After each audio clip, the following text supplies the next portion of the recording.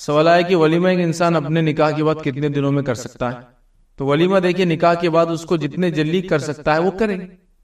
مثال کے طور پر انسان نے صبح نکاح کیا، شام میں ولیمہ کر دے. دوپہر میں نکاح کیا، شام میں ولیمہ کر دے. آج نکاح کیا، کل ولیمہ کر دے. آج نکاح کیا لیکن ولیمہ کرنے کچھ بھی نہیں تھا، 2 دن بعد کرے. آج نکاح کیا، ولیمہ کرنے کچھ نہیں تو انتظار کر رہا ہے کہ سیلری ہو جائے، تو آج سیلری اگر اس کی ہوتی ہے جو بھی تاریخ کو، وہ سیلری کی بات کرے. تو ایسا ہو سکتا ہے. عرب وغیرہ کے علاقے میں کامنلی دیکھا جاتا ہے کہ انسان جب سہولت ہوتی ہے مال وغیرہ کی کر دیتا ہے. تو عموماً دیکھا جاتا ہے کبھی 15 ڈیز میں، 20 ڈیز میں، منتھ میں، 2 months میں بھی کرتے ہیں ولیمہ.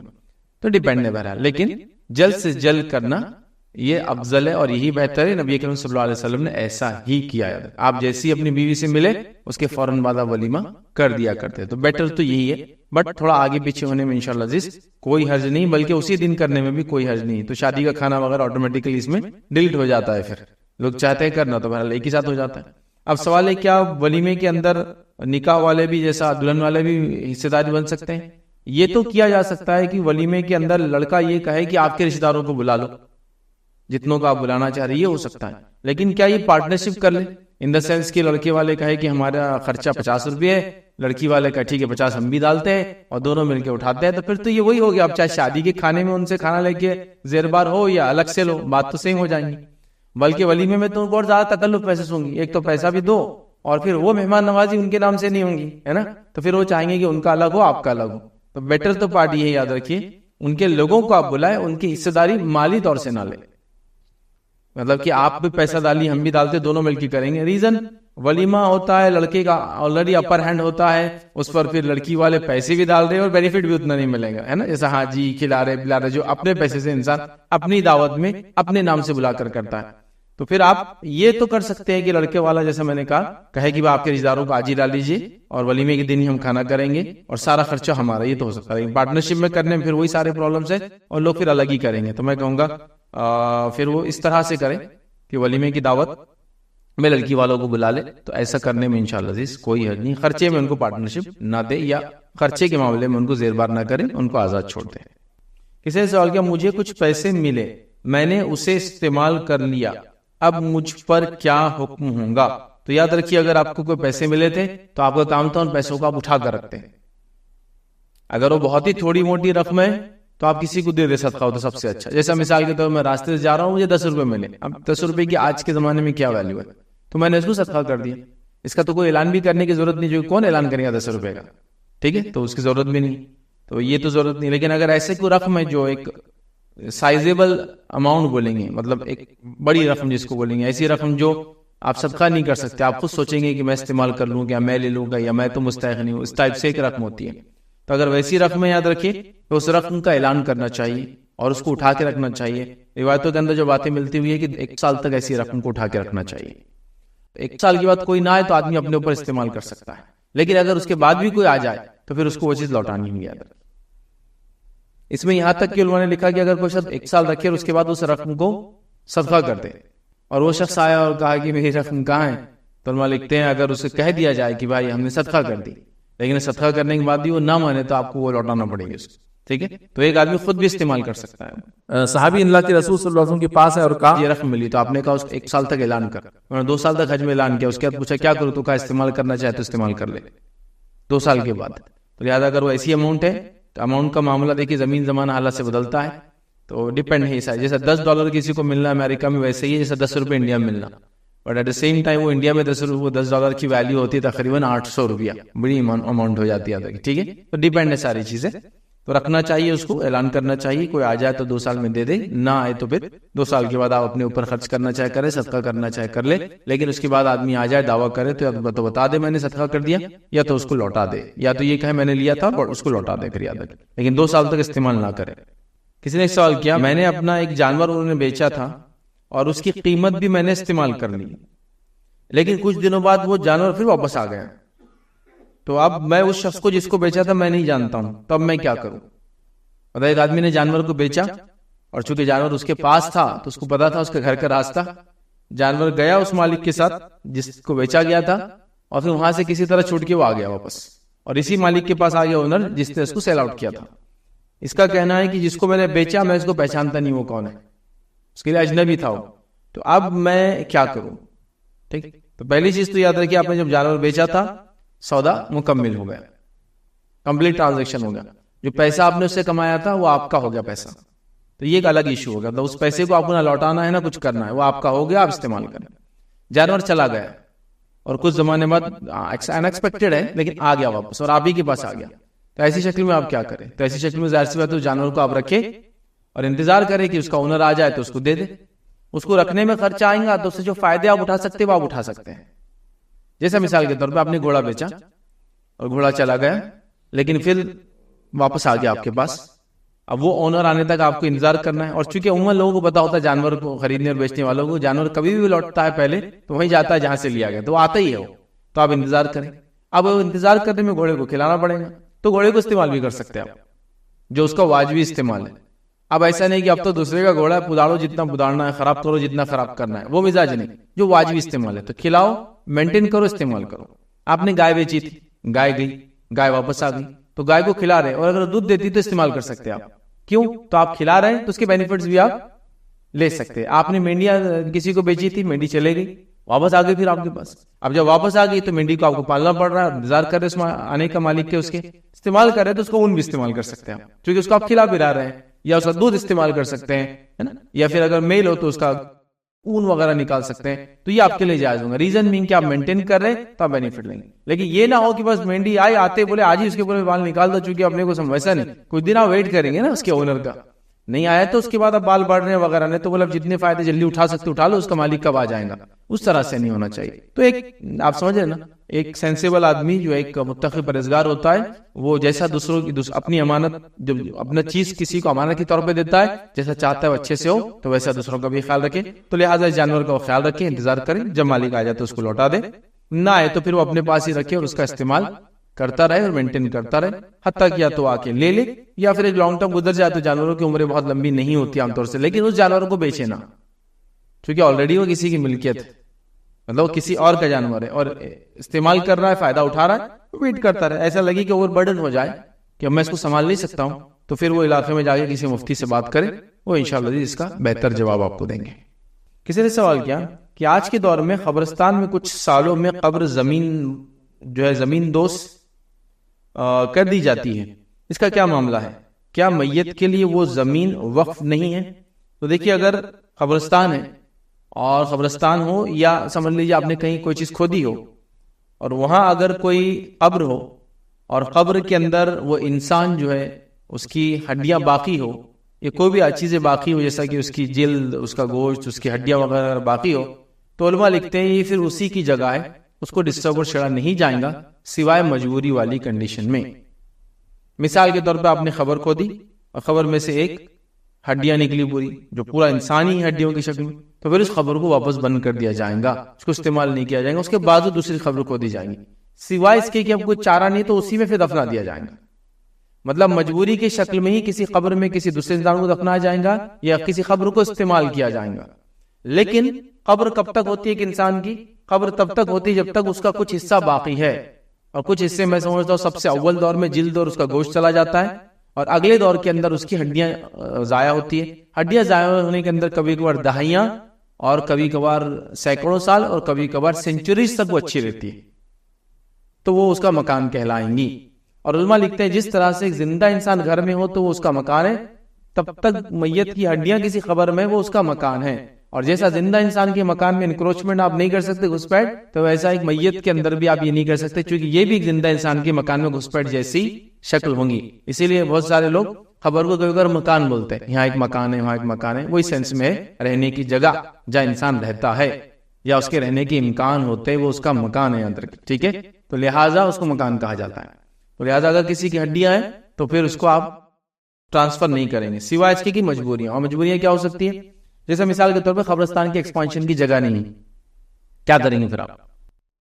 اس کو بڑھانے کی جگہ نہیں ہے، کچھ جگہ گورنمنٹ ریسٹرکشن لاتی ہوا نا، آپ ہر جگہ قبرستان نہیں بنا سکتے ہیں، جیسے کہ یو ایس وغیرہ کے اندر کچھ قبرستان ایسے ہیں کہ وہ کہتے ہیں ایسا گاڑنے میں جگہ زیادہ جاتی ہے تو وہ کھڑا گاڑتے ہیں، ایسا بور مارتے ہیں زمین میں، اور پھر اندر مردے کو اوپر سے چھوڑ دیتے ہیں، ان کا تابوت ہوتا ہے نا کرسچنس کا، اب مسلمس کو بھی اجازت نہیں دیتے ہو، تو وہاں کیا کرنا پڑتا ہے؟ ہمارے پاس وہ تابوت نہیں رہتا، انسان کو ڈبے میں نہیں ڈالتے ہیں مسلمان، تو وہاں تو کیا کرنا پڑتا ہے انسان کو، کھڑا اس کو مشین سے نیچے اتار دیتے ہیں.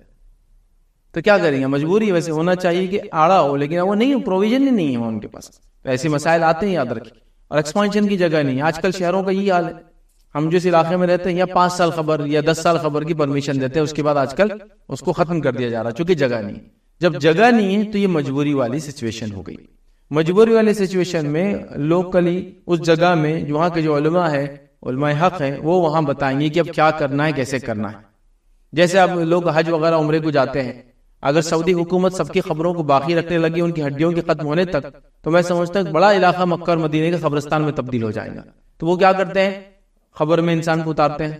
اور خبر جو ہوتی ہے وہاں زمین میں نہیں ہوتی، وہ ٹینک جیسی آلریڈی بنی بنائی ہوتی ہے، اور اس کے اندر جب اتارا جاتا ہے تو اس کے اندر کچھ کیمیکلز وغیرہ آلریڈی ہوتے ہیں جو مٹی کی جگہ وہ ہوتے ہیں، جس میں ڈالنے میں جلدی سے باڈی ڈیزالو ہو کے یہ ہو کے اگلے سال یوز کے لیے ریڈی رہتی ہے.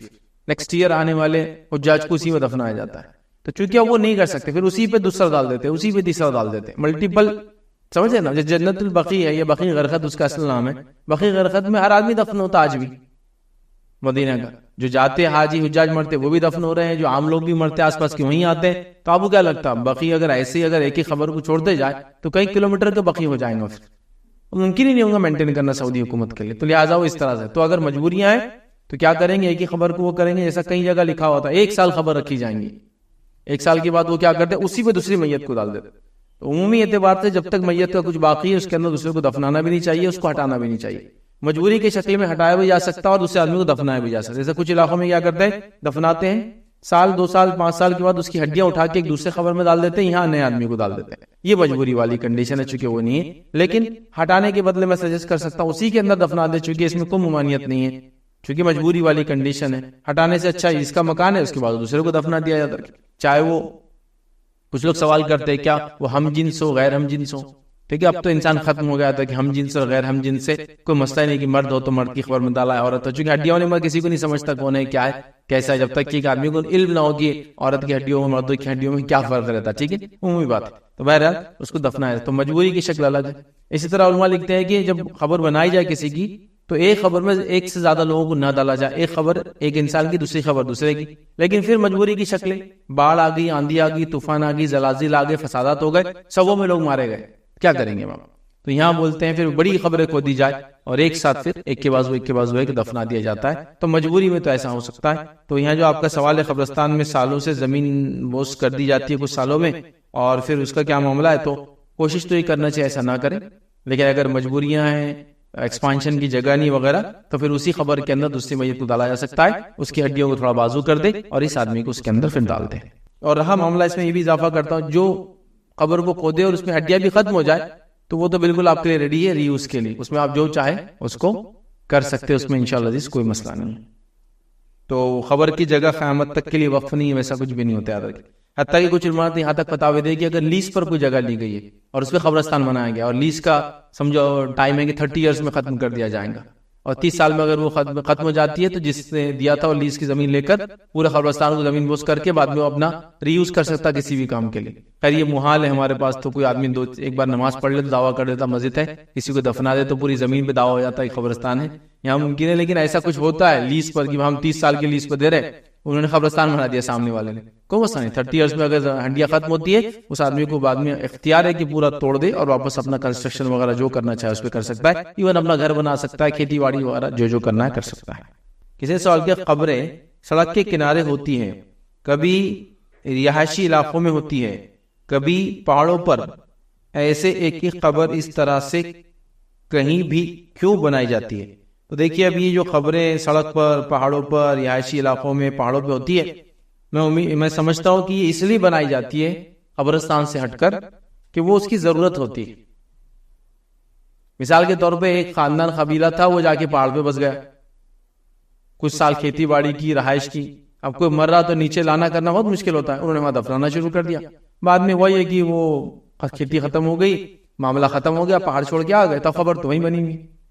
کچھ لوگ کھیت میں رہنے گئے کسی جگہ، گاؤں سے ہٹ کر کھیتی میں کام کرنے لگے، پھر کھیت میں ایک مسجد بنا دی تاکہ وہاں نماز کے لیے گاؤں میں جانا یا کھیت سے نکل کے جانا دور ہوتا ہے, رات میں تو عشاء وغیرہ بہت مشکل ہوتا ہے, جانور وغیرہ ہوتے ہیں, مسجد ہی بنا لی, لوگ مرنے لگے, دفنانا بھی شروع کر دیا. تھوڑے دن بعد وہ کھیت تبدیل ہو گیا اور رہائشی علاقوں میں آ گیا, کھیت کو بیچ کے چلے گئے, مسجد بھی ختم ہوگی, وہ سیدھا ہو کے خبریں باقی دکھ رہی ہے نا. تو یہ اس طرح سے مطلب کوئی بھی خواہش سے سڑکوں کے کنارے شہروں کے بیچ میں نہیں بناتا ہے. پرانے زمانے میں خبروں کو جگہ وغیرہ کافی آسانی سے ملتی تھی, تو لوگوں نے لوگوں کو دفنایا اور قبرستانوں کو کبھی ہاتھ بھی نہیں لگایا. نتیجتاً قبرستان بہت زیادہ وسیع تعداد میں, مطلب اتنے بڑے بڑے بن گئے جسی کو انتہا نہیں. اگر ہمارے شہر اورنگ آباد کو لے تو آپ ایسا کوئی علاقہ نہیں پائیں گے جس علاقے میں کوئی خبر نہ ہو. اور علامت یہ کہ پکی خبریں ہوتی تھی پرانے زمانے کی بنی ہوئی, وہ چونا وغیرہ جو لگا کے بنتی تھی چھوٹی اینٹ میں, اتنی ہے جس کی کوئی انتہا نہیں. اور ایسا حال ہے کہ ایسا لگتا ہے یہ قبرستان سے وہ قبرستان تک پہلے خبریں ہوا کرتی ہوں گی. جہاں کم خبریں تھی وہاں بستیاں بس گئی, خبروں کو ہٹا کر, اور جہاں زیادہ تھی لوگوں نے ان کو چھوڑ دیا دور دور تک. ریزن میں ان کے اسی زمانے میں یاد رکھیے جو دولت آباد ہے اورنگ آباد کے بالکل قریب, یہ ہندوستان کا دارالحکومت بن گیا تھا, اس کا کیپٹل بنا تھا.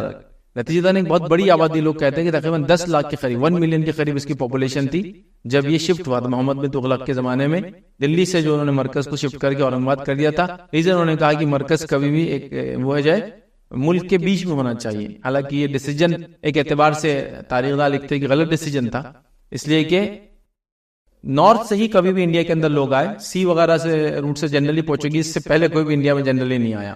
ٹھیک ہے, لہٰذا وہ نیچے آنے سے ہوئی کہ ان کی حکومت بھی چلے گئی, چونکہ اوپر سے پھر ان کے نیچے آنے کے بعد یاد رکھیے حکومت اوپر سے دوسرے آئے اور یہ معاملہ جو ہے ختم ہو گیا. یاد رکھیے تغلق کے بعد لودھی زار انہوں نے تغلق کو ختم کر دیا.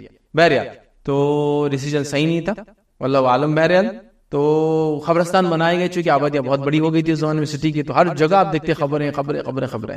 تو مے بی یہ اس زمانے کی ضرورتیں تھی, لوگوں نے بنا دیا, اور اسی لیے آپ کو کبھی سڑک کے کنارے, پہاڑوں کے اوپر, کھیتوں میں, شہروں کے بیچ میں دکھتی ہے. کوشش یہ کرنا چاہیے کہ ایک طرف قبرستان ہو اور ایسی جگہ بنائی جائے جہاں لوگوں کو, رہائشی انسانوں کو تکلیف نہ ہو, اور خبروں کو بھی جو خامخواہ کے لوگ چھیڑ چھاڑ نہ کرے, تو یہ زیادہ انشاءاللہ بہتر ہے. لیکن یہ جو بنی ہے مجبوری کی شکل میں ہو سکتا بنی ہوں گی, یا اس زمانے کی آبادیاں شہری ایسے ہوں گے کہ وہاں بنی اور بعد میں اب شہر بن گئے جہاں پہلے قبرستان ہوا کرتے تھے. لیکن عام اعتبار سے یہ کہوں گا کہ قبرستانوں کو یا خبروں کو ہر جگہ نہیں بنانا چاہیے. السلام علیکم. فیض بھائی, کون سا کاروبار کیا جائے جس میں انسان کو اس کو پیسوں کے علاوہ انسانیت کی بھی خدمت ہو اور سماج کو بھی فائدہ ہو اور ثواب بھی ملے؟ کون سا کاروبار کرنا بہتر ہے؟ فائنل سوال یہ, کون سا کاروبار ایسا کرنا چاہیے جس میں انسان کی خدمت بھی ہو, لوگوں کا فائدہ بھی ہو, خود کا فائدہ بھی ہو, انسان کو ثواب بھی ملے؟ تو پہلی چیز تو یاد رکھیے, کوئی بھی حلال کاروبار آپ کریں اس نیت سے کہ اللہ اس سے حلال روزی کماؤ اور ساتھ میں لوگوں کی مدد بھی ہو, مجھے ثواب بھی ملے فلاں, تو ہر کاروبار آپ کو فائدہ دینے والا ہے.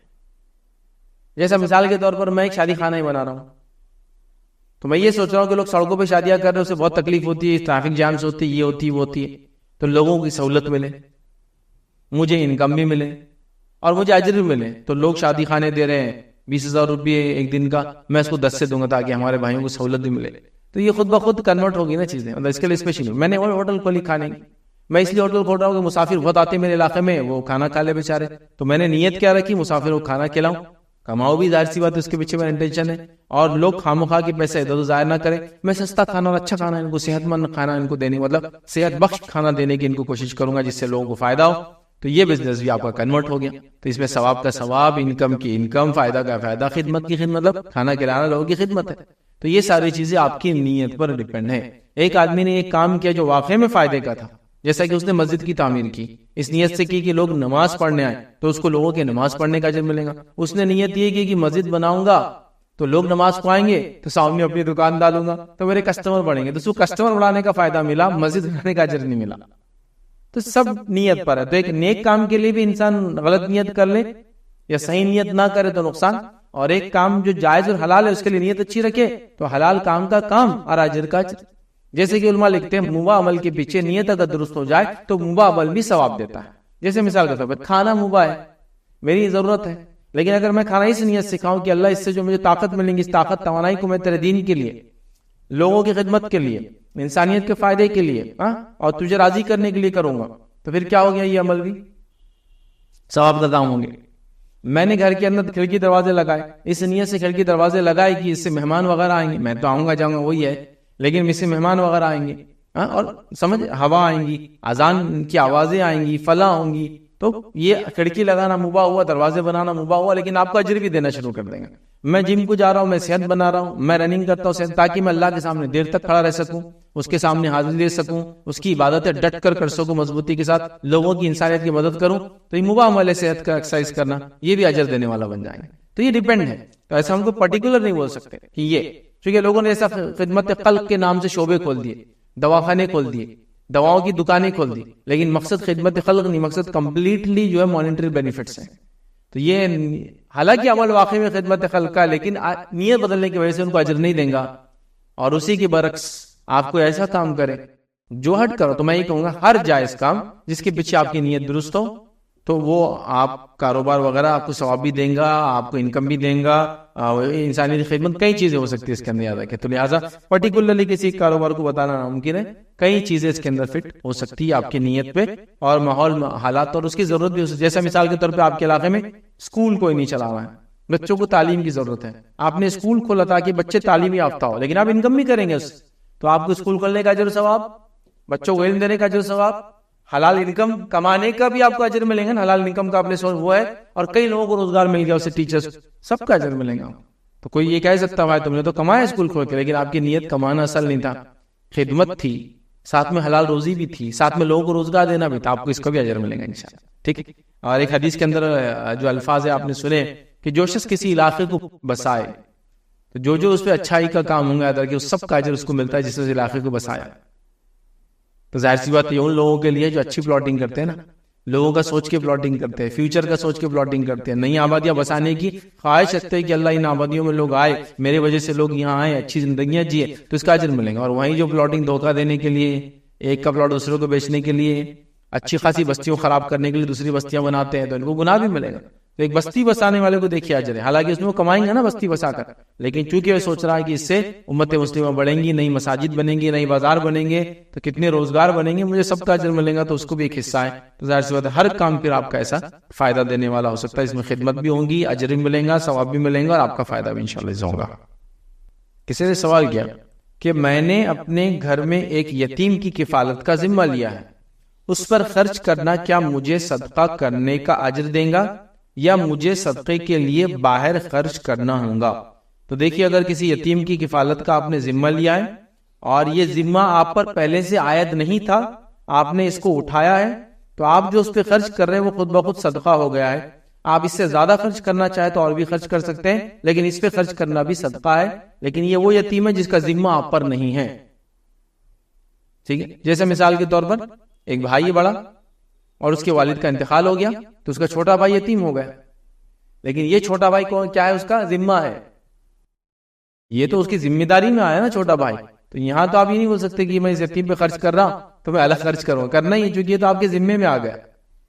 اسی طرح کوئی انسان تھا اور اس کا بھائی کا انتقال ہو گیا, اس کے بچے ہیں, تو ظاہر سی بات ہے چچا پر, دادا پر, ان کے اوپر ذمہ آتا ہے ان بچوں کا کہ ان کو سنبھالے, اس لیے کہ ان کے خاندان کے بچے ہیں, تو یہ تو ذمہ داری بھی. لیکن آپ نے کسی یتیم کی کفالت کی ذمہ لیا مطلب وہ کام جو آپ کا نہیں ہوتا ہے, آپ اس کو اٹھاتے ہیں, اس کو ذمہ بولتے ہیں. تو آپ نے ذمہ داری لی کہ بھائی محلے میں ایک بچہ یتیم تھا, رشتہ داروں میں ایک بچہ یتیم تھا, جس کی ذمہ داری مجھ پر نہیں تھی, لیکن میں نے اٹھائی ہے کہ چلو بھائی میں اس کو رکھتا ہوں. تو اگر اس کو آپ ذمہ داری اٹھا رہے ہیں, اس کی ذمہ داری اٹھانا ہی آپ کے لیے صدقہ ہے, یہ آپ کے انشاءاللہ عزیز کفایت کر جائیں گا. اس سے زائد آپ خرچ کرنا چاہے کرے, نہ بھی کرے تو یہ خود ایک صدقے میں انشاءاللہ آ جائیں گا. لیکن اگر وہ آپ کا ذمہ تھا تو پھر تو آپ کو اس پہ خرچ کرنا واجب اور ضروری تھا. اس کے علاوہ پھر آپ صدقہ کرنے کی کوشش کریں. لیکن اگر آپ کا ذمہ بھی ہے اور وہ ذمہ داری اٹھانے کی وجہ سے آپ کے پاس کچھ بچتا ہی نہیں کہ آپ صدقہ کریں, تو ظاہر سی بات اللہ آپ سے پوچھ کریں گا بھی نہیں اسلام میں. اور صدقہ ویسے بھی نفلی ہوتا ہے, فرض میں تو صرف زکات آتی مالی عبادت میں نا. فرض اگر آپ دے رہے ہیں تو صدقات کے بارے میں یہ ایک نفلی چیز ہے, کرنا چاہیے, بہت افضل ہے, لیکن آپ کی پوچھ اور پکڑ نہیں ہے کہ بھائی یہ کیوں نہیں کیا, سوائے اس کے کہ جو آپ کے ذمہ ہے وہ تو آپ کو کرتے رہنا ہے, یاد رکھیے. السلام علیکم. یہ اپن سفر کرتے کوئی مسجدیں نظر آتی راستے پر, اور وہاں نماز ادا کرنے کے بعد کوئی کونے میں خبر دکھ جاتی, یا باہر نکلنے کے بعد دکھ جاتی, یا مسجد کے اندر ہی کونے میں دکھ جاتی, اس کا کیا کرے؟ سوال آیا کہ آدمی سفر میں ہے, کسی مسجد کو دیکھتا ہے, وہاں جا کے نماز پڑھتا ہے, نماز پڑھنے کے بعد پتہ چلتا ہے کہ وہ قبر والی مسجد تھی. تو یاد رکھیے, اگر وہ مسجد کے اندر قبر تھی لیکن وہ قبر والی مسجد نہیں تھی, قبر والی مسجد سے مراد یہ وہ مسجد جس میں درگاہ ہو, اور وہ بالکل واضح دکھتا ہے درگاہ ہے، پھر ساتھ مسجد، وہاں آپ مت پڑھیں. لیکن ایسی جگہ ہے جہاں قبر دکھتی نہیں ہے کسی عام انسان کی، اور وہ قبر کے لیے بنائی ہوئی مسجد نہیں ہے، مطلب مسجد بناتے بناتے قبر آ گئی، مسجد کو بڑا کرنے میں آ گیا، ایکسپانشن میں ہونا تو یہ چاہیے تھا اس کو ہٹا دیا جائے، لیکن ہمارے پاس لوگ ہٹاتے نہیں، بڑا ڈرتے ہیں اور وہ ویسی ہو جاتی رہ جاتی ہے. تو اس معاملے میں انشاءاللہ اگر وہ قبر آپ کے نماز کے جہاں آپ کھڑے تھے قبلے کی طرف نہیں تھی، سامنے نہیں تھی، تو آپ کی نماز درست ہے، آپ کو نماز وغیرہ دہرانے کی ضرورت نہیں. جیسا کہ آپ نے نماز پڑھی پھر دیکھا رہے یا تو سائڈ میں خبر ہے نا.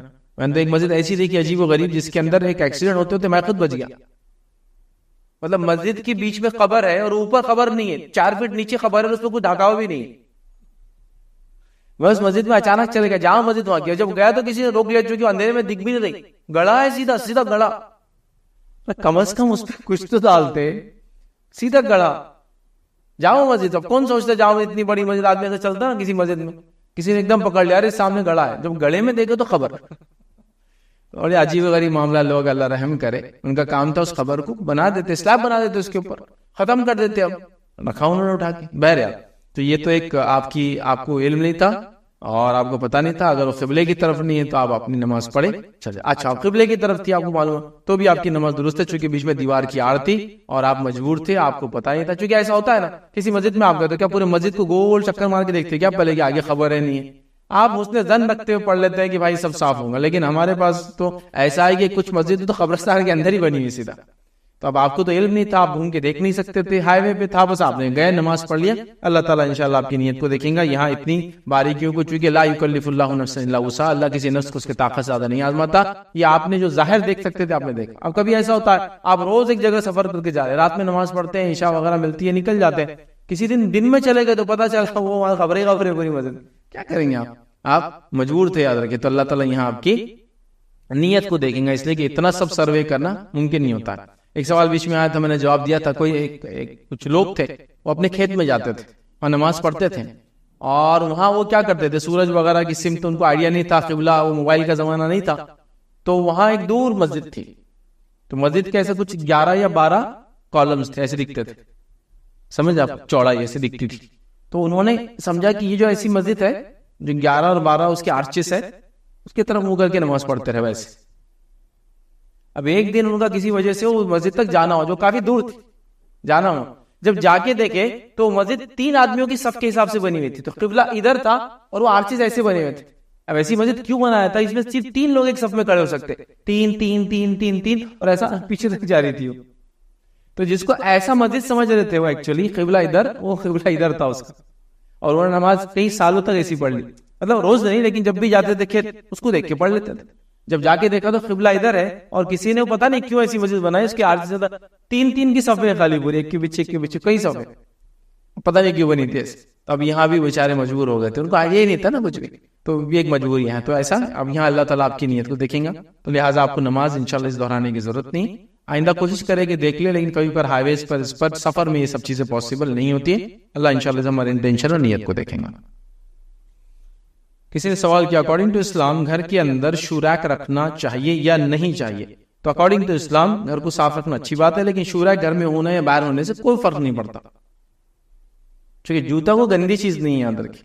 ہاں وہ پیروں کی حفاظت کے لیے پہنا جاتا ہے، جس کے نتیجے میں وہ گندگی وغیرہ میں جاتا ہے، لیکن اس کی ذات سے گندا نہیں ہے. حتیٰ کہ آپ جوتوں کے اندر گھومتے پھرتے ہیں، ان جوتوں کو اگر صاف کر لے تو ان کے اندر نماز ہی پڑھ سکتے جب تک اس میں غلاظت نہ لگی ہو. اور مٹی وغیرہ تو غلاظت ہوتی ہی نہیں، یاد رکھیں. دھول مٹی جو ہے وہ غلاظت میں کاؤنٹ نہیں ہوتا شریعتاً، بلکہ غلاظت اگر لگی ہو کسی چیز پر اور دھول مٹی میں چلا جائے تو سب پاک اور صاف ہو جاتی ہے نا. واقعہ وہ حدیث میں ایک واقعہ عورتیں آئی کہ اللہ کے رسول صلی اللہ علیہ وسلم ہم کو آپ نے جو پردے کا حکم دیا وہ نیچے لڑتا ہے ہمارا پردہ. اب جب نیچے لڑتا ہے تو غلاظت میں جاتا ہے. غلاظت مطلب انسانی خارورہ، پیشاب یا پیخانے میں چلا جاتا ہے، روایت کے اندر الفاظ ہے. تو ہم کیا کریں؟ کیا ہم اس کو اٹھا لیں؟ اتنی دیر کے لیے صحابہ نے سوال کیا. آپ صلی اللہ علیہ وسلم نے کہا نہیں، اس کو اٹھاؤ مت.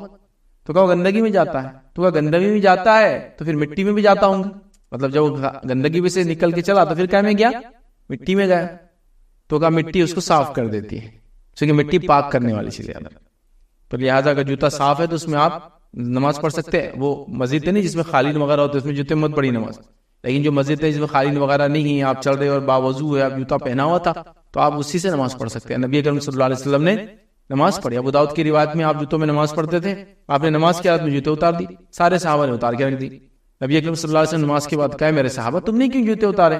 تو کہا ہمیں کیا معلوم, آپ نے جوتے اتارے ہم نے جوتے اتار دیے, کیونکہ صحابہ نبی اکرم صلی اللہ علیہ وسلم کی اتباع ایسے ہی کرتے تھے. ٹھیک ہے, نبی اکرم صلی اللہ علیہ وسلم نے فرمایا کہ مجھے جبرائیل نے کی نماز کی حالت میں کہا کہ آپ کے جوتوں میں غلاظت لگی ہے, لہٰذا میں نے اس کو اتار دیا. تو پتا چلا صاف اگر جوتا ہے تو اس میں نماز ہوتی ہے, اور مسجد نبی میں کوئی قالین وغیرہ نہیں تھی, ریت پر سیدھے نماز پڑھی جاتی تھی. تو آپ صلی اللہ علیہ وسلم جوتے میں ہی نماز پڑھتے تھے, اور یہ جوتے بہت لمبے ہوتے ہیں اور اس کے بنس اوپر باندھے جاتے تھے, لیس جس کو بولتے ہیں, کافی وہ ہوتے نا لمبا شوز ہوتا ہے, پھر ادھر سے ادھر ادھر سے ادھر لیس باندھتے ہیں اس کے, اس ٹائپ کے شوز ہوتے تھے جو کافی اوپر تک چڑھ کر آتے تھے, آدھی آدھی پنڈلیوں تک وہ شوز ہوتے تھے. وہ شوز تھے یار, جو کہ جنرلی جب پہنے جاتے تھے تو اتارے بھی نہیں جاتے تھے, اسی میں کھا رہے, اسی میں گھوم رہے, اسی میں پھر رہے, جب وضو وغیرہ کرنا تو اس کو اتارا جاتا تھا. وہ شوز تھے یاد لیدر وغیرہ. تو بہرحال تو شو ریک کو گھر میں رکھنے میں کوئی ایشو ہی نہیں ہے, بس صفائی کا خیال رکھیں کہ اس کو گندگی لگ جائے تو پہلے کو صاف کرنے کا میٹ ہو اس پہ صاف کرے آئے, اس میں رکھ دے, تو کوئی شو ریک کو باہر اندر رکھنے سے کوئی مسئلہ نہیں. کچھ لوگ اس کو توہم میں لیتے ہیں کہ شورا گھر کے سامنے رہا تو اس سے نحوست آتی, چھپانا چاہیے, اندر رہا تو فلاں ہوتا, اوپر رہا تو فلاں ہوتا, نیچے رہا تو فلاں ہوتا, جوتا سیدھا رہا تو فلاں ہوتا, الٹا ہو گیا تقدیر بدل جاتی. اس لیے الٹی چپل کو سیدھا کرنے کا وقت اپنے اسلو بھاگو, چپل الٹی ہوتی ہے نا, سب سیدھا کرنے کو. آج کل تو الحمدللہ لوگ سمجھ گئے, ان پہلے بہت ہم چھوٹے تھے تو بالکل بڑے لوگ چپل سیدھی کرو جاؤ, مطلب دوسروں کا. ہاں کوئی آدمی سفر کر رہا ہے, کوئی آدمی جانا چاہتا ہے, چپلوں کو سیدھی رکھنا اچھا ہے, ترتیب چاہ کے اتارنے رکھنے پہننے میں آسانی ہوتی, اس کے الٹے ہو جانے سے کوئی فرق, لیکن اتنا اس کو اپشگن مانا جاتا تھا الٹی چپل. تو ویسا کچھ نہیں, تو گھر میں بھی رکھی باہر رکھی, کوئی مسئلہ نہیں, جو آپ کو بہتر لگے آپ وہ کریں. یا جہاں صفائی کا زیادہ معاملہ اچھا ہو وہاں رکھے, باہر زیادہ صاف رہ سکتا وہاں رکھے, اندر زیادہ صاف رہ سکتا وہاں رکھے. کسی نے ایک سوال کیا, جانوروں کے انتقال کے بعد ان کے ساتھ کیا معاملہ ہوتا ہے؟ پالتو جانور کی فوت پر دن غمگین ہو جاتا ہے, کیا یہ جائز ہے؟ تو دو سوالات ہیں ایکچولی. جانوروں کا انتقال کے بعد ان کے ساتھ کیا معاملہ ہوتا ہے.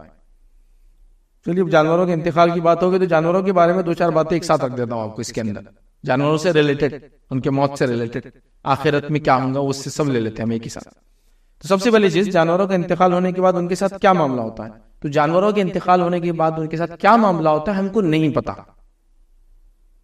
جیسا کہ ان کی روح قبض کرنے کون آتا ہے ہم کو نہیں پتا, کیا ملک الموت ان کے لیے آتے ہیں ہم کو نہیں پتا اس کے بارے میں, کیا ان کے لیے کوئی اور فرشتہ ہوتا ہے ہم کو نہیں پتا. اس لیے کہ نبی اکرم صلی اللہ علیہ وسلم کی موجودگی میں کئی جانوروں کا انتقال ہوا, اور نبی اکرم صلی اللہ علیہ وسلم سے صحابہ نے کبھی نہیں پوچھا کہ ان کے ساتھ کیا ہوتا ہے.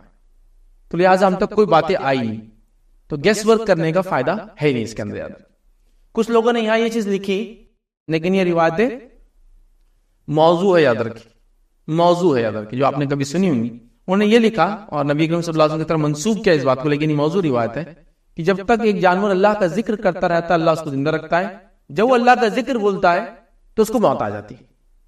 لیکن یہ روایت موضوع ہے. موضوع مطلب من گڑت تو جھوٹی, اور کچھ نے کہا کسی کا قول ہے, لوگوں نے لا کے نبی کریم صلی اللہ علیہ وسلم کے نام پر منسوب کر دیا ہے. تو یہ بات درست نہیں, چونکہ ایسے کئی واقعات لوگوں نے بیان کیے ہیں اور کئی چیزیں لکھی ہے اس معاملے میں, جس میں بڑا مشہور واقعہ ضعیف روایت کے بیسس سے بنایا گیا کہ امام ابو حنیفہ رحمہ اللہ ان کے والد کے ساتھ مچھلی کے شکار پہ گئے. واللہ عالم پتہ نہیں مچھلی تھی نہیں تھی کیا تھی, چونکہ امام ابو حنیفہ رحمہ اللہ کے والد کابل کے رہنے والے تھے, یاد رکھیں, ٹھیک ہے, اور وہ یا تو نسلاً فارسی تھے یا کچھ لوگوں نے لگا وہ پٹھان تھے, یاد رکھیں, اس لیے کہ وہ کابل میں کیا کریں گے کہ انسان فارسی جا کے, چونکہ فارسی حکومت بہت عالیشان حکومت تھی, یاد رکھیں اس زمانے, وہ کیوں جا کے کابل کے اندر رہیں گا کوئی انسان. بہرحال جو بھی ان کا نسل تھا, اکثر تو کہا لوگوں نے فارسی تھے, لیکن کچھ نے کہا پٹھان بھی تھے نسل سے, یاد رکھیں. تو بہرحال تو وہ شکار کر رہے تھے مچھلی کا, پتہ نہیں وہاں دریا ہے نہیں اتنا بڑا, تو پھر وہ مچھلی نکالتے اور پھر جمع کرتے رہے. تھوڑی دیر کے بعد اپنے بیٹے سے کہا ابو حنیفہ سے کہ چلو اب نکلیں گے, دیکھا ایک بھی مچھلی نہیں ٹوکری میں, اس میں تو ایک بھی مچھلی نہیں ٹوکری میں, کیا بات ہے کہاں چلے گی. تو کہا جب آپ نے مچھلی نکالا تو مجھے لگا اللہ کا ذکر اس نے بھول گئی, میں نے ایک بار اور ڈال دیا تھا کہ اور ذکر کرے جا کر, ہو سکتا بھول گئی, چونکہ وہ روایت کے مطابق وہ جو موضوع روایت ہے, لیکن ابھی واقعہ بھی کتنا صحیح مجھے نہیں بتا. تو وہ ڈالتے رہے حتیٰ کہ یہ ہوا کہ ایک بھی مچھلی آخر میں تھی نہیں, اس کے اندر سب اندر چلے گئی. انہوں نے کہا کہ ہو سکتا بھول گئی ہوں گی, میں نے پھر ڈال دیا کہ اور ذکر کرے اللہ کا تاکہ اور زندہ رہے, واللہ عالم. بہرحال تو یہ روایت تو موضوع ہے, تو اس کا کوئی بیس نہیں ہے, تو یہ بات آپ سمجھ لیں, ٹھیک ہے. تو لہٰذا جانوروں کی موت آتی ہے جب تقدیر میں اللہ نے جتنا لکھا ہو جیتے ہیں. جب وہ مرتے ہیں ان کے ساتھ کیا ہوتا ہم نہیں جانتے، یاد رکھیں، ٹھیک ہے. اب اس کے بعد ان کے ساتھ آخرت میں کیا ہوگا وہ بھی دیکھ لیتے ساتھ میں. تو یاد رکھیں آخرت میں جانور جمع کی جائیں گے جیسے انسان اور جن جمع کی جائیں گے. قرآن کئی آیت ہے جس کے اندر ہے کہ اللہ تعالیٰ جنوں انسانوں کو جانوروں کو جمع کریں گا. ایک اس میں کہ اللہ تعالیٰ خوکار جانوروں کو روز قیامت جمع کرنے والا ہے. تو اس سے پتہ چلتا ہے، علماء لکھتے ہیں کہ جانور بھی روز قیامت جمع ہوں گے، جن جمع ہوں گے، انسان جمع ہوں گے، اور جانور چرند پرند مچھلیاں سب، مطلب اینیمل کنگڈم میں ہر چیز اس کے اندر انکلوڈیڈ ہے، وہ بھی روز قیامت جمع ہونے والا. اب ان کے ساتھ کیا ہوگا؟ اس کے بعد جمع ہونے کے بعد کیا ہوگا؟ جمع ہونے کے بعد یہ باتیں ہم کو ملتی ہے، یاد رکھیں کہ ان کے ساتھ انصاف ہوگا، اور اس درجے انصاف ہوگا کہ نبی اکرم صلی اللہ علیہ وسلم فرمایا، صحیح مسلم کی روایت ہے کہ ایک سینگ والی بکری، جس نے بغیر سینگ والی بکری کو ایک دوسری ماری ہوں گی، سینگ مارا ہوگا، روز قیامت دونوں زندہ ہوں گے، اللہ رب العزت کے پاس آئیں گے. اللہ سینگ جس کو نہیں تھے اس کو سینگ دیں گا، سینگ والی بکری کو ڈھوس نہیں مارے گا. دنیا میں جس کو سینگ نہیں تھا وہ بکری کو اب سینگ ملیں گا، اور جس نے اس کو سینگ ماری تھی یہ بکری اس کو بدلہ لیں گے، اس سے مطلب اس کو ایک ماریں گے اور پھر ختم کرتے جائیں گے. تو پتا چلا روز خان بدلہ ہونے والا. اب سوال ایک اور آتا ہے، کیا ان کو جزا اور سزا ہے؟ پھر بدلہ تو ہو گیا، انصاف تو ہو گیا دونوں میں، کہ جزا اور سزا ہے؟ تو نہیں، جانوروں کو جنت اور جہنم دونوں نہیں ہے، ان کو جزا اور سزا نہیں ہے، پنشمنٹ اور ان کو اس کے علاوہ ریوارڈ نہیں ملنے والا ہے. ایک روایت کے مطابق جو جانور ہے وہ سب کے سب بدلہ لیں گے ایک دوسرے سے، جو بھی تو بدلہ ان کا تھا اللہ نے وہ کرائیں گا انصاف ہونے کے بعد یہ مٹی بن جائیں گے. کیا بن جائیں گے؟ مٹی بن جائیں گے. کچھ روایتوں کے مفہوم کے مطابق جو آخرت میں جو مٹی ہوں گی جنت کی وہ مٹی بن جائیں گے، تو یہ مٹی بن جائیں گے. ان کا جزا اور سزا دونوں ہی نہیں ہے، لیکن ان میں انصاف ہونے والا، یہ بات بھی ہم کو پتا چلی جاتا ہے. ٹھیک ہے. اسی طرح کیا اگر جانور مرے تو اس کو دفنانا چاہیے؟ یہ بھی اس میں ایڈ کر لیتے ہیں. تو دیکھیں جانور اگر مرے تو اس کو دفنا بھی سکتے، آپ کو دفنانا ہے تاکہ انسانوں کو تکلیف سے بچایا جا سکے، یا یوں ہی چھوڑ دینا ہے تو آپ چھوڑ بھی سکتے ہیں. دونوں باتیں ہیں. آپ کہیں کتنی مطلب ظالمانہ بات کر رہے ہیں آپ یوں ہی چھوڑنے کی، دونوں کو کانٹیکس میں سمجھنا پڑے گا. جیسے ایک جانور مرا اور شہر میں مرا تو اس کی تکلیف سے، اس کی بدبو سے، اس کے کیڑوں سے انسانوں کو تکلیف ہوں گی، تو یہاں کیا افضل ہوگا؟ دفنا دینا. لیکن ایک جانور مرا جنگل میں تو کیا کرنا چاہیے؟ اوپر ہی رکھنا چاہیے. کیوں؟ تو ایکو سسٹم میں دوسرا جانور اس کو کھائیں گا نا، تو ایک سسٹم چلتا رہے گا نا. دفنانے کی ضرورت نہیں ہے، ڈیپینڈ والا ہے. نہ دفنانے کی ممانعت ہے نہ اوپر چھوڑنے کا کوئی گناہ ہے، دونوں چیزیں اپنی جگہ ہے، ڈیپینڈ ہے. اگر اسے کھلا رکھنے سے شہر والوں کو، انسانوں کو، زندوں کو تکلیف ہوں گی تو دفنانا افضل ہے. اگر ویسا نہیں ہے تو کھلا چھوڑ دینا ہے. نبی اکرم صلی اللہ علیہ وسلم ایک جگہ سے گزری، روایت میں آتا ہے، اور ایک بکری مری ہوئی تھی. آپ نے کہا اس کی کھال اتار کے استعمال کر لیتے. تو وہ صحابہ نے کہا اللہ کے رسول یہ بکری مری ہوئی ہے. تو کہا اس کی مرے ہوئے ہونے سے اس کا گوشت حرام ہوا، اس کی کھال نہیں. تو روایت میں کیا ہے؟ بکری مری ہوئی باہر پڑی ہوئی تھی، دفنایا نہیں گیا تھا. اور اللہ کے رسول نے نہیں کہا کہ اس کی کھال نکالنے کے بعد اس کو دفنا دو، نہیں کہا. تو پتہ چلا اگر انسانوں کو نقصان ہے تو دفنایا جا سکتا ہے، لیکن کھلا بھی چھوڑا جا سکتا ہے. ہو سکتا ہے وہ کتے کھاتے ہوں گے زمانے میں، بھیڑیے رات میں آ کے کھاتے ہوں گے، ہو سکتا ہے وہ اپنے پالتو جانور جو یہ کھاتے ان کو ڈال دیتے ہوں گے. جیسا ٹھیک ہے میں تو نہیں کھا سکتا ایک مرا ہوا جانور، لیکن مرے ہوئے جانور کا گوشت کو دوسرا جانور کھا سکتا ہے نا میرا. جیسا کسی نے سوال کیا تھا کہ شیر ہے میں نے پالا ہوا، ہمارے پاس تو نہیں پالتے کو، لیکن بہت سارے علاقے دنیا میں شیر پالا جا سکتا ہے، اجازت ہے. تو اس شیر کو کیا میں سور کا گوشت کھلا سکتا ہوں؟ کیونکہ شیر کے لیے تو جائز ہے نا، تو اس کے لیے کوئی حلال حرام نہیں، جو چیز کھاتا ہے کھائے. تو علماء نے کہا کہ ہاں بالکل اس کو کھلایا جا سکتا ہے سور، لیکن یہ سور خرید کے نہیں کھلایا جا سکتا. جیسے کوئی مرا ہوا سور ہے اور وہ پھینک دیتا ہے تو آپ اس شیر کو کھلا دیں اپنے علاقے، لیکن آپ خرید کے نہیں، خریدنے میں چونکہ حرام چیز کے پرچیز کرنے کا گناہ ملے گا، لیکن ویسے کھلا سکتے ہیں. سمجھ رہے ہیں بات کو؟ تو لہٰذا وہ جانور اگر مر گیا ہے دفنایا بھی جا سکتا ہے، چھوڑا بھی جا سکتا ہے. ساری چیزیں ڈیپینڈنٹ ہے، اس میں کوئی ایسا نہیں ہے حتمی. دفنا بھی دے کوئی مسئلہ نہیں تاکہ اس کی شر سے لوگ محفوظ رہے، کھلا چھوڑ دے تاکہ دوسرے جانور فائدہ اٹھائے، کوئی اس میں مسئلہ نہیں. یاد رکھیے یہ بھی ایک چیز ہے، یاد رکھیے. اب اس کے بعد سوال ہے کیا پالتو جانوروں کی فوت پر جو دن میں غم وغیرہ ہوتا ہے، دن میں ہو جاتا ہے تو کیا کرے؟ تو دیکھیں پالتو جانوروں کی موت پر یا کسی بھی انسان کے کھونے پر، جانور کے کھونے پر، چاہیے چیز کے کھونے پر انسان غم ہوتا ہے، چاہے وہ بے جان چیز کی نہ ہو. جیسا کہ مجھے میرے موبائل سے بڑی محبت تھی، کھو گیا. مجھے میری گاڑی سے محبت تھی، چوری ہو گئی. میں نے گاڑی کو بڑا الٹر کرایا اور کسی نے اس کو لے گیا. میں نے ایک جھاڑ کو بہت محبت سے لگایا، کسی نے توڑ دیا. میں نے ایک جانور پالا وہ مر گیا، تو غم ہوتا ہے. This is something natural, human nature ہے. تو اس جانور کے اوپر کوئی غم اگر کسی کو ہو جائے تو اس میں کوئی حرج نہیں، لیکن اس کے سوگ بنانے کا کوئی طریقہ نہیں، اور اس میں تجاوز کرنا غلط ہے. تجاوز بولے تو کیا؟ آپ نے بلی پالی تھی، بلی مر گئی، اب جہاں تہاں بلی دکھ رہی کہ رونا چالو، میرے کو میری بلی کی یاد آ گئی، اب تجاوز ہو گیا نا, ٹو مچ ہو گیا. پہلے جو لوگ مر رہے تھے رشتہ دار, ان کو نہیں بول رہے آپ, جو کہ اللہ کی دیوی امانت تھی, اس کو زندگی بھر یاد کرے, برسیاں منا رہے, کیا کیا نہیں سوگ منا رہے. اب بلی کتوں کو بھی شامل کر لیں گے تو بہت ہی میزریبل لائف ہو جائیں گی انسان کی. کتنے غموں کو یاد رکھیں گا بیچارہ, ہے نا.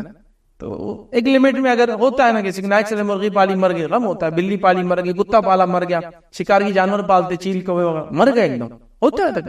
اور نبی اکرم صلی اللہ علیہ وسلم کے زمانے میں واقعہ ہوا. نبی اکرم صلی اللہ علیہ وسلم, انس بن مالک فرماتے ہیں کہ ہمارے گھر آیا کرتے تھے اور میرے بھائی عبداللہ سے ہنسی مذاق کیا کرتے تھے. ایک مرتبہ وہ آئے اور میرے بھائی سے جو ہے مذاق کرنے لگے, اور مذاق کرتے کرتے دیکھا لیکن وہ خوش نہیں ہو رہے تھے. نبی اکرم صلی اللہ علیہ وسلم نے ہم سے پوچھا کہ کیا بات ہے, آج یہ خوش نہیں ہوتا میری بات پہ, حالانکہ میں روز آ کے اس کو خوش کرتا ہوں, کھیلتا ہوں اس کے ساتھ. تو کہ اللہ کا رسول, اس کا ایک چڑیا تھی اس کی, وہ مر گئی. تو آپ صلی اللہ علیہ وسلم نے کہا اچھا اس وجہ سے غم میں. تو آپ ہی نہیں کہا کہ غم غلط ہے اس کا, اس نے غم نہیں منانا چاہیے, یہ غم حرام. کہا ٹھیک ہے, اس کو آج برا لگ رہا ہے تو آج میں نہیں کروں گا, اور کل میں آ کے وہ کروں گا. جب بلکہ اس حدیث میں تو یہ بھی الفاظ ہے, آپ نے پوچھا اے ابو عمیر تمہارے چڑیا کا کیا معاملہ ہوا, تو کچھ لوگ کہتے شاید ان کا نام ابو عمیر تھا, کچھ نے کہا نہیں وہ چڑیا کا نام عمیر تھا, تو اللہ کے رسول نے ان کو مزاحیتاً کہا ابو عمیر, اس چڑیا کا جو نام انہوں نے عمیر رکھا تھا. ٹھیک ہے, کہ تمہارے نغیر چھوٹی چڑیا کا کیا ہوا, تو بتایا گیا کہ وہ تو مر گئی کل. تو آپ سے کہا کہ ٹھیک ہے, آج میں اس کو خوش نہیں کروں گا اس لیے کہ یہ تھوڑا غم زدہ ہے, کل آتا ہوں. تو پتا چلا جانوروں کے مرنے پہ تھوڑا بہت غم انسان کو ہوتا ہے, سم تھنگ نیچرل, بٹ وہ اتنا پرولونگ نہ ہو اور اتنا نہ ہو کہ پورے زندے لوگوں کو ٹینشن آ جائے اس کا اور سب پریشان ہو جائے, ہے نا.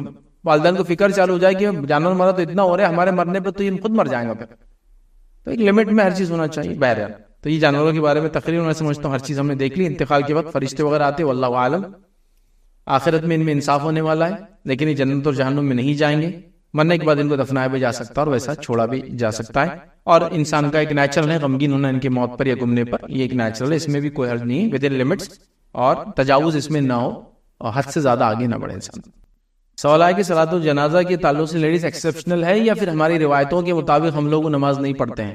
پہلی چیز یاد رکھیں, صلاۃ الجنازہ یا نماز جنازہ اس کو عام زبان میں بولتے ہیں, صلاۃ الجنائز اس کو کہتے ہیں عربی میں, یہ یاد رکھیے فرض کفایہ ہے. یاد رکھیے فرض کفایہ کا مطلب یہ ہے کہ کوئی بھی مسلمان اگر اس کو ادا کر دے تو سب کے طرف سے ادا ہو جائیں گی, اور اگر کوئی ایک مسلمان بھی یہ کام نہ کرے تو سب کو گناہ ملیں گا برابر. ٹھیک, تو یہ جس کو کہتے ہیں فرض عین نہیں ہے. جیسا 5 وقت کی نمازیں فرض عین ہے ہم پر, اور یہ فرض کفایہ ہے. تو کفایہ میں کوئی بھی پڑھ لے, اب صرف مردوں نے پڑھ لیا تو عورتوں کی طرف سے بھی ہوگی, بچوں کی طرف سے بھی ہوگی, بڑوں کی طرف سے بھی, سب کی طرف سے ہوگی نا. اس اعتبار سے اس کو اتنا امپورٹنس نہیں دیا جاتا عورتوں کے لیے. تو ایکسیپشنل نہیں عورتیں, چاہے تو پڑھ سکتی ہے, لیکن پوری نماز ہی ایکسیپشنل ہے ان دا سینس کہ کچھ لوگ پڑھ لے تو سب کی طرف سے ادا ہو جاتی ہے. یہاں بھی بڑے افسوس کی بات ہے, کچھ لوگ اس نماز کو پڑھتے ہیں برابر, اور اس سے پہلے کی نماز ہوتی ہے نہیں پڑھتے. جیسا کہ رات میں عشاء کے بعد نماز جنازہ ہوں گی تو یہ جناب عشاء نہیں پڑھتے, مسجد میں آ کے بیٹھتے اور نماز جنازہ میں برابر شامل ہوتے. کتنی تعجب کی بات ہے, جو فرض عین نہیں ہے اس میں وہ کھڑا ہے, اور ایک فرض عین جو ہے اس سے پہلے عشاء ہوئی, ظہر ہوئی, ایسا جس کی بات ہوئی ہے وہ نہیں پڑھتے لوگ. بڑی تعجب کی بات ہے, مطلب عجیب غریب والے ہمارے پاس. تو بہرحال تو یہ آلریڈی نماز وہ ہے جس کو سب کو نہیں پڑھنا ہے, کچھ لوگ پڑھ لے تو ہو گئی. تو لہٰذا اس سینس میں اگر عورتیں نہ پڑھے تو کوئی مسئلہ نہیں, لیکن ایٹ دا سیم ٹائم عورتیں پڑھنا چاہے تو پڑھ بھی سکتی ہے, منع نہیں ہے, ممانعت نہیں, کچھ نہیں ہے. ہمارے ماحول میں چونکہ اکثر نہیں پڑھتی ہے, جیسا آپ نے کہا کیا لوگوں نے یہاں, تو ہمارے ماحول میں اکثر نہیں پڑھتی اس لیے نہیں پڑھی جاتی. لیکن اور بھی کئی علاقے جہاں بالکل بھی نہیں پڑھی جاتی, مرد پڑھ لیتے کافی, چونکہ سمجھے نا. لیکن کوئی انسان ہے جو اس کا قریبی رشتہ دار تھا, اس کو شدید غم ہے, وہ چاہتا ہے اس کے لیے دعا کرے, تو نماز جنازہ سے اچھی کیا دعا ہو سکتی ہے ایک میت کے لیے نا. نبی اکرم صلی اللہ علیہ وسلم نے اس کو کیا, لہٰذا گزارش تو یہ کر سکتا ہوں کہ ہاں بالکل عورتیں بھی کر سکتی ہیں, کرنا چاہیے. بٹ کچھ لوگ کر لے تو چونکہ سب کی طرف سے ادا ہو جاتا ہے, واجب اور ضروری نہیں, تو لہٰذا اگر عورتیں نہ بھی پڑھے تو مسئلے کا حل تو نکل ہی جاتا ہے. پڑھنا چاہے تو وہ پڑھ بھی سکتا ہے. نبی اکرم صلی اللہ علیہ وسلم کی وفات پہ کئی لوگوں نے نماز جنازہ پڑھی. اسی طرح عبد الرحمن بن عوف رضی اللہ عنہ کے تعلق سے ہم نے دیکھا, جب ان کا انتقال ہوا تو میں عائشہ نے کہا کہ ان کے جنازے کو میرے گھر کے پاس لایا جائے, اور جب لایا گیا تو آپ نے نماز جنازہ پڑھی. مطلب جنازہ جا رہا تھا نکل کے, ابھی مسجد نہیں پہنچا تھا نماز کے لیے, یا قبرستان نہیں پہنچا تھا, بیچ میں آپ نے کہا میرے گھر پہ پہلے لایا جائے. جنازہ لایا گیا, آپ نے اپنی نماز جنازہ پڑھی, پھر آگے. تو آپ سمجھ رہے ہیں, یہاں تو یہ پتا چلا کہ ایک صحابیہ نے, ام المومنین نے, کچھ لوگوں کے جنازے کی نماز خاص کہا مجھے پڑھنا ہے, اور ان کے گھر کے پاس سے لے جایا گیا, ان کے گھر کے پاس رکھا گیا, آپ نے پڑھی, پھر آگے لے جایا گیا. ٹھیک ہے. تو بہرحال اس سے پتہ چلا عورتیں پڑھ سکتی ہے, پڑھنے میں کوئی حرج نہیں, نہ بھی پڑھے تو چونکہ فرض عین نہیں ہے تو کوئی مسئلہ انشاءاللہ عزیز نہیں ہے اس کے اندر. دیکھیے سوال آیا کہ مائی عائشہ نے جو جنازے کو کہا میرے گھر سے لے جایا جائے پھر نماز پڑھی, سوال تھا کیا فزیکل جنازے کا ہونا ضروری ہے نماز پڑھنے کے لیے, کیا غائبانہ نہیں پڑھی جا سکتی؟ تو دیکھیے نبی اکرم صلی اللہ علیہ وسلم نے غائبانہ نماز کب پڑھی وہ ہم دیکھ لیتے ہیں تو پھر اس سے مسئلے کا حل نکل جاتا ہے. بخاری کی روایت ہے نبی اکرم صلی اللہ علیہ وسلم رات میں اٹھے اور صحابہ کو جمع ہونے کا حکم دیا اور کہا کہ ہم نماز جنازہ پڑھیں گے اپنے بھائی کی جس کے انتقال کی خبر ابھی مجھے جبرائیل علیہ السلام نے دی. اور یہ کس کا انتقال ہوا تھا؟ حدیث میں آتا ہے کہ نجاشی کا انتقال ہوا تھا حبشہ کے اندر, اور نجاشی نے اپنا ایمان چھپا کر رکھا تھا, بتایا نا, انہوں نے ڈکلیئر نہیں کیا. نتیجتاً جب انتقال ہوا تو ان کو کرسچن ریچولز کے اعتبار سے دفنایا گیا, اسلامی اعتبار سے نہیں کیا گیا. تو جبرائیل علیہ السلام آئے, نبی اکرم صلی اللہ علیہ وسلم نے کہا کہ اٹھو تمہارے بھائی کی نماز جنازہ پڑھو, اس لیے کہ وہ ایمان والا تھا اور اس کا انتقال ہو گیا, نہیں پڑے گی. تو آپ اٹھے, آپ نے صحابہ کے ساتھ غائبانہ نماز جنازہ پڑھی. کس کی پڑھی؟ نجاشی کی. کیوں پڑھی؟ چونکہ ان کی کسی نے پڑھا نہیں تھا, سمجھے؟ تو لہذا اگر ایسا کوئی شخص ہے جس کی نماز جنازہ دوسرے لوگ نہیں پڑھتے ہیں تو علماء لکھتے ہیں پھر آپ یہاں پڑھ سکتے ہیں. جیسا کہ انسان تھا کسی جنگ میں مارا گیا, جنگ دشمن کی ٹریٹری پہ تھی, وہ نان مسلم تھے, انہوں نے اس کی ڈسرسپیکٹ کی, اس کو ویسے ہی دفنا دیا, تو آپ کیا کریں گے؟ یہاں نماز جنازہ پڑھ سکتے ہیں. تو اکثر علماء نے کہا کہ جس کی نماز جنازہ پڑھی نہیں جاتی ہے اسی کی غائبانہ ہوں گی, دوسروں کی نہیں پڑھنا چاہیے. اور جو لوگ سب کی پڑھتے ہیں, ہر کسی کی مندے, کچھ لوگ وہاں ان کا انتقال ہوگا پڑھو, ان کا انتقال ہوگا, یہ وہ کہتے ہیں غلو ہے. مطلب حدیث میں واضح ہے نا, تمہارے بھائی کی نماز جنازہ نہیں ہوئی تھی لہذا جبرائیل نے مجھ سے کہا کہ نماز پڑھو تو میں نے پڑھی, نہیں ہوئی تھی تو آپ نے پڑھی, سمپل ہے. تو وہ کہتے ہیں جن کی نہیں ہوتی وہی پڑھے, دوسرے لوگ نہ پڑھے. تو لہٰذا اب آپ کا سوال ہے کہ عورتیں نماز پڑھنا چاہ رہی ہیں تو کیا جنازہ ہو تو ہونا چاہیے, جو غائبانہ نہیں پڑھ سکتی ہو. ریزن کی کوئی نہ کوئی پڑھ ہی رہا ہے نا, مرد پڑھ رہے ہیں, قبرستان میں پڑھی جا رہی ہے, تو بہرحال وہ ہو گیا. دوسرا اس میں آپ نے کیا ایڈ کیا تھا؟ گھر میں. جی نہیں, گھر میں اگر کسی کا انتقال ہو اور عورتیں اگر نماز جنازہ اس کی پڑھنے چاہے تو بالکل پڑھ سکتی ہیں. مثال کے طور پر ایک آدمی, اس کو غسل دیا گیا, دفنایا گیا, گھر کی عورتیں نماز جنازہ اس کی پڑھی, پھر نکالا جنازے کو باہر, بالکل ہو سکتا ہے, کوئی مسئلہ نہیں. کئی بار ہو سکتی ہے نماز جنازہ, گھر میں ایک بار ہو سکتی ہے, محلے میں کچھ لوگ بولے کہ وہاں تک نہیں آ سکتے قبرستان تک, دوسری وہاں پڑھ لو. دعائیں کتنی بار کر سکتے ہیں انسان کے لیے, وہ کتنی بار کرنا, نماز جنازہ کیا دعا ہے نا وہ بھی. تیسری وہاں پڑھو جا جنازہ آپ لے جا رہے. نبی اکرم صلی اللہ علیہ وسلم کی تو کتنے دفعہ ہوئی, ہر آدمی آ رہا پڑھ کے جا رہا, ہر آدمی پڑھ کے جا رہا, یہ بالکل ہو سکتا. اور یہ مسئلہ بھی آپ جان لیں, ہر وہ انسان جو آپ کی زندگی میں زندہ تھا, آپ کی زندگی میں زندہ تھا, اور آپ کو اس کی خبر جانے کا موقع ملے, جس کی نماز جنازہ آپ نے نہیں پڑھی تھی, آپ پڑھنا چاہے تو پڑھ سکتے جا کے. ہر وہ انسان جو آپ کی زندگی میں تھا. جیسا میں جب پیدا ہوا, ایک عالم دین جب حیات تھے, میں پیدا ہوا 12 دسمبر 1979 کو, تو ایک عالم دین حیات تھے اس ٹائم جب میں پیدا ہوا. اب مجھے معلوم اور مجھے موقع ملا اس ملک میں جانے کا, تو میں ان کی نماز جنازہ پڑھ لے سکتا ہوں, کیونکہ میری زندگی میں وہ حیات تھے. ٹھیک ہے. ایک آدمی نے سوال کیا تھا کہ ایک شخص ہے جو 10 سال کا تھا, اس کے دادا کا انتقال ہوا, دادا عرب میں تھے, وہ امریکہ میں پڑھتا تھا. پھر اس نے کوشچن کیا کہ اب میں 20 سال کا ہو گیا ہوں, 10 سال بعد اب جا رہا ہوں, تب تو میں چھوٹا تھا, مجھے بتایا تھا کیا میں اپنے دادا کی نماز جنازہ پڑھوں؟ تو انہوں نے کہا اگر دادا تمہاری زندگی میں حیات تھے تو تم جب بھی اس اپنے ملک جاؤ, ان کی قبر پہ پہنچو تو نماز جنازہ پڑھ سکتے ہو. لیکن یہ کنڈیشن کیا ایک ہی ہے, آپ کی زندگی میں اس آدمی کا حیات ہونا. تو کوئی کیا نبی اکرم صلی اللہ علیہ وسلم کی نماز جنازہ پڑھ سکتا ہے؟ نہیں. ریزن کہ میری زندگی میں حیات نہیں تھی. سمجھ رہے آپ؟ تو بالکل کیا ہے, لہذا ملٹیپل ٹائم ہو رہی نا. نبی اکرم صلی اللہ علیہ وسلم کے زمانے میں ملٹیپل ٹائم ہے, اس کی مثال دیتا ہوں. نبی اکرم صلی اللہ علیہ وسلم کے پاس خبر آئی, ایک عورت تھی جو کالی عورت تھی, روایت میں اس کے الفاظ بھی نہیں کچھ, مطلب یہی الفاظ سے پکارا گیا, اسود بول کے لفظ عربی میں, کہ ایک عورت تھی جو کالی تھی. میں بھی اس کے ریس کی وجہ سے اس کو بلیک کہا جا رہا ہے, یا اس کا نام نون نہیں تھا, لوگ اسی نام سے پکارتے تھے, اور یہ وہ نام ہے جس سے اس کو برا نہیں لگتا ہوں گا. ٹھیک ہے, کیونکہ نک نیم جو برے ہو وہ اس سے نہیں پکارنا چاہیے. اور اس کی خصوصیت کیا تھی اس عورت کی معلوم؟ وہ مسجد نبوی کی روز صفائی کرتی, مطلب عورتیں سے نماز کو نہیں آتی تھی, صفائی بھی کرتی تھی مسجد. وہاں بہت ہر چیز کے لیے نہیں دیتے ان کو اندر, بہرحال روز صفائی کرتی تھی. نبی اکرم صلی اللہ علیہ وسلم صبح آئے اور صبح فجر نے پوچھا کیا ہوا اس عورت کا, رات میں بیمار تھی وہ, اللہ کے رسول رات میں اس کا انتقال ہو گیا. کیا کیا تم نے؟ تو کہا ہمیں تو دفنا بھی دیا اس کو. کہا مجھے بتاتے ہیں, مجھے کیوں نہیں بولا تم لوگوں نے؟ میں نے کہا تھا. تو کہا آپ سو گئے تھے, ہم کو آپ کو ڈسٹرب کرنا رات میں اچھا نہیں دکھا. تو کہا ٹھیک کوئی بات نہیں, چلو میرے کو لے کر آؤں. پھر نبی اکرم صلی اللہ علیہ وسلم قبرستان گئے اور اس کی قبر پہ کھڑے رہ گئے بڑی، اور جیسی آپ صلی اللہ علیہ وسلم قبر پہ کھڑے ہوئے نماز کے لیے، صحابہ پیچھے جماعت بنا کے کھڑے ہو گئے پورے، اور آپ صلی اللہ علیہ وسلم نے بڑی دعائیں کی. ایک عورت ہے، اجنبی عورت ہے، مطلب سماج میں کوئی مقام نہیں ہے اس کا، ایک طرح سے کالی عورت اس لیے آتی ہے، اس کا نام بھی نہیں ہے اس میں، لیکن اس کی خدمت کی وجہ سے اللہ کے رسول اس کے لیے دعا کرے. مسجد کی جو خدمت کیا کرتی تھی، تو مسجد کی خدمت کرنا بڑا افضل عمل ہے. اللہ کے رسول نے مسجد کی خدمت کرنے والی عورت کے لیے بڑی دعائیں مغفرت کی. ٹھیک ہے، تو بہرحال اس روایت میں دیکھیے 2 بار ہو گئی نا اس کی، رات میں صحابہ نے پڑھی، دن میں نبی اکرم صلی اللہ علیہ وسلم. ایسا ہو سکتا ہے کہ مثال کے طور پہ گھر پہ عورتوں نے پڑھی، پھر اس کے بعد گھر محلے کی مسجد میں جو لوگ آ نہیں سکتے، بوڑھے بزرگ، انہوں نے پڑھ لی، پھر آپ نے جو ڈیسٹینیشن تھا جہاں اعلان کیا تھا وہاں جا کے نماز پڑھی. اس کے بعد سفر میں آیا پیچھے سے نکل کے، تو میں نے وہاں پڑھ لی خبر کے اوپر، پھر 10 منٹ بعد ایک اور صاحب آ گئے. ایسا ہو سکتا ہے، کوئی مسئلہ نہیں، چونکہ دعائیں ہے. دیکھو جہاں دعائیں ثابت نہیں ہوا تو آپ دھڑلے سے کریں. جنازہ اٹھا دعا، قبرستان میں جنازہ رکھ رہے دعا، جنازے کی تدفین ہوئی میت کی دعا، 40 قدم پہ قبرستان کی دعا، گھر آ کے دعا، 10ویں دن دعا، 20ویں دن دعا، تماشا لگا کے رکھے دعاؤں کا جو ثابت نہیں. ثابت دعائیں وہ نہیں کر رہے. نماز جنازہ ثابت دعا ہے نا، اور اللہ کے رسول نے اس عورت پڑھ لی، اور یہ خاص عمل نہیں تھا. اس کے بعد بھی صحابہ کو دیکھا گیا انہوں نے خبروں پہ نماز پڑھی، خبروں پر جنازے کی نماز پڑھی مطلب. اور یہ قبرستان میں ہو سکتا ہے. مثال کے طور پر آپ کسی خبر پہ نماز پڑھ رہے، پیچھے لوگ سب بنائے، تو خبروں میں سب بنیں گی. ریزن کی اس میں رکوع سجدے نہیں ہیں، یہ وہ نماز نہیں جو اللہ کی عبادت کے لیے کی جاتی ہے، یہ دعا کی شکل میں. تو لہٰذا خبروں کے اندر بھی ہو سکتی ہے. دفنا ہوا انسان ہے، آپ ایک خبر پہ کھڑے، دوسرے لوگ کھڑے، بیچ میں اور خبریں آ رہی، کوئی مسئلہ نہیں. نماز جنازہ قبرستان میں پڑھی جا سکتی ہے، چاہے خبروں کے آس پاس ہو، خبروں کے بیچ میں، چونکہ وہ نماز نہیں ہے. یاد رکھے جو عبادت کے لیے اللہ کی رکوع سجدے نہیں ہوتے، تو لہٰذا ملٹیپل ٹائم بھی ہو سکتی ہے. اس میں انشاءاللہ کوئی حرج نہیں ہے. بس غلو نہ ہو کسی بھی چیز، مطلب پھر ایسا نہ ہو کہ پھر پورے گھر میں 1000 ممبر ہے، سب الگ الگ پڑھ رہے تھے، غلو ہو جائے گا.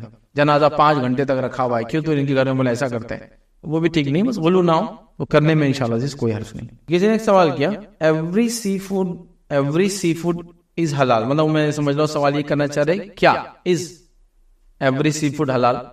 تو دیکھیں سی فوڈ جو ہوتے ہیں سمندری جانوروں کا جہاں تک معاملہ یاد رکھیے، جس بھی جانور کا سمندر سے تعلق ہے اور سمندر کے بغیر یا پانی کے بغیر، یا پانی سمندر نہیں بولیں گے، چلیے پانی کا جانور بولیں گے زیادہ آسان ہے، ہر پانی کا جانور جس کا وجود بغیر پانی کے ناممکن ہے، وہ جانوروں کا کھانا تمام کے تمام حلال ہے، سوائے اس کے کہ اس کے مضر اثرات آپ کو پتا ہو کہ ظاہر ہوتے اور آپ کو یہ چیز نہیں کھانا چاہیے.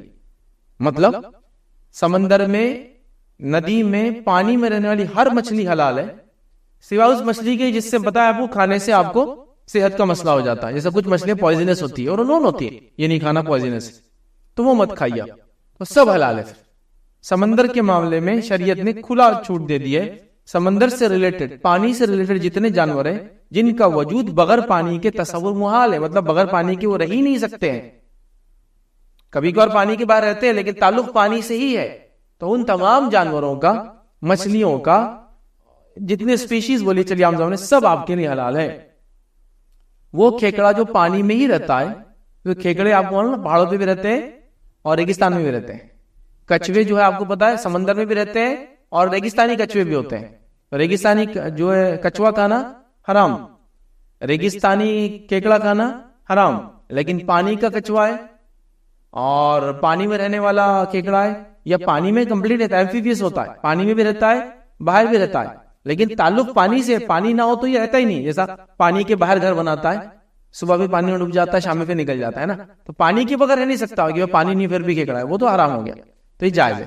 ان چیزوں کے اندر جو واضح الفاظ نبی کریم صلی اللہ علیہ وسلم ثابت ہے جو نہیں کھانا چاہیے، آپ نے کہا مینڈک حلال نہیں ہے، باقی کوئی چیز آپ کو پانی سے ریلیٹڈ حرام نہیں. یاد رکھیں جس کا تعلق پانی سے ہو، پانی کے بغیر اس کا تصور نہ ہو. ابھی جھینگا ہو سکتا ہے، کرلس ہو سکتا ہے، کھیکڑے ہو سکتا ہے، آپ بولتے پرانس، اور اس کا سکویڈز، اور اس کا لابسٹرز، اس کے بعد مختلف قسم کے فشز، اور اس کے بعد n نمبر آف چیزیں بس پانی سے ریلیٹڈ کیا کیا بولیں گے، مطلب lakhs and lakhs of species پانی میں رہتی ہے، جو آپ کی صحت کو خراب نہیں کرتا ہے، پوائزنس نہیں، نقصان دہ نہیں، بالکل آپ وہ ساری چیزیں کھا پی سکتے ہیں. تو سمندری معاملے میں اللہ نے سمندر کی چیزوں کو، پانی کی چیزوں کو حلال قرار دیا ہے، جب تک کہ اس کے مضر اثرات آپ کو ثابت نہ ہو تو کھانے میں انشاءاللہ عزیز اس میں کوئی حرج نہیں. تو سی فوڈ، ہاں سی فوڈ حلال ہے، تقریباً ہر چیز جس کا پانی سے تعلق ہے وہ تمام فوڈز حلال ہے، یاد رکھیے.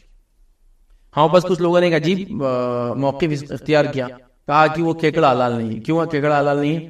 کہ بولے کیکڑے کو 2 وہ رہتے, جس کو انہوں نے اس سے تشبیہ دی جیسا کہ چیل کوا کو پنجے ہوتے ہیں نا, اس سے پکڑتی ہے. تو انہوں نے کہا یہ بھی ان کے کلاز ہیں, ٹھیک ہے, اس سے پکڑتے ہیں, تو یہ نہیں کھا سکتے. کچھ نے کہا کہ مچھلیوں میں وہ مچھلی کھا سکتے اس کو دانت نہیں ہے, مطلب اس کو جاز نہیں ہے, وہ جیسا کہ شارک بولے جائز نہیں ہے اور ویل جائز ہے, اس لیے کہ ویل جو ہے نا اس کو دانت نہیں ہوتے, معلوم آپ, وہ اندر لیتی ہے اور چیزوں کو, اس کی پوری بڑی ہڈی ہوتی ہے اس میں دبا دیتی اور پھر نگل لیتی سب جیسے کہ ویسے. وہ بڑی چیزیں کھاتی بھی نہیں, چھوٹے چھوٹے جانور کھاتی تو نگلتی خالی. تو بولے وہ شارک حرام ہے, اور یہ سب عقلی قیاسات ہے, اس کی کوئی دلیل نہیں ہے. پانی کے جانور الگ ہے اور یہ ہے, چونکہ پانی کی کئی مختلف چیزیں ہوتی یاد رکھے, لہٰذا نبی اکرم صلی اللہ علیہ وسلم نے ان کو منع نہیں کیا, تمام کی تمام چیزیں حلال ہے, جائز. کسی نے ایک سوال کیا, جب ایک لڑکی میچور ہو جاتی ہے تو اس کی شادی کر دینی چاہیے, اور اگر نہیں کرائی جائے تو جتنی دیر ہوگی اتنا اس کے ماں باپ پر گناہ دیا جائے گا, تو اچھا گناہ بڑھا دیا جائے گا, تو کیا یہ بات صحیح ہے یا نہیں؟ اب بالکل یہ بے بنیاد اور ایک عجیب بات ہے ادھر کی, کہ کوئی یہ کہے کہ اگر لڑکی بڑی میچور ہو جائے, شادی نہ ہو تو ماں باپ کو گناہ ملے گا, تو پھر لڑکا میچور ہو جائے تو اس کا بھی تو گناہ ملنا چاہیے ماں باپ کو. پھر ہم لڑکوں کو کیا قصور ہے اس کے اندر؟ اور لڑکیوں کے مقابلے تو لڑکے تو ڈے 1 سے ریڈی ہے شادی کے لیے.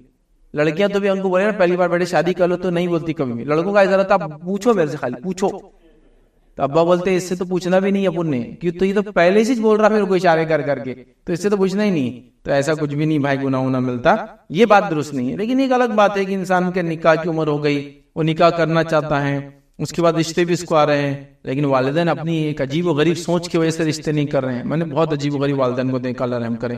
ایک فیملی میں نے ایسے دیکھی جب 40 سال کے بعد ہی نکاح کرتے ہیں, تو ان کے لڑکے 40 سال تک نکاح نہیں کرتے. کیوں؟ تو بولے ہمارے ابا بھی ایسے تھے, ہمارے دادا, فیملی ٹریڈیشنز. میں نے بولا اللہ رحم کرے, ایسے ٹریڈیشن سے بھائی نہ کوئی ٹریڈیشن نہیں. 40 سے پہلے مر گیا تو بیچارہ آس میں ترستے مر جا رہا شادی کی. کیسا مطلب ایک چیز جو فطرت میں اللہ نے دی 40 ایئرس تک نہیں کرتے, بولے سسٹم ہے.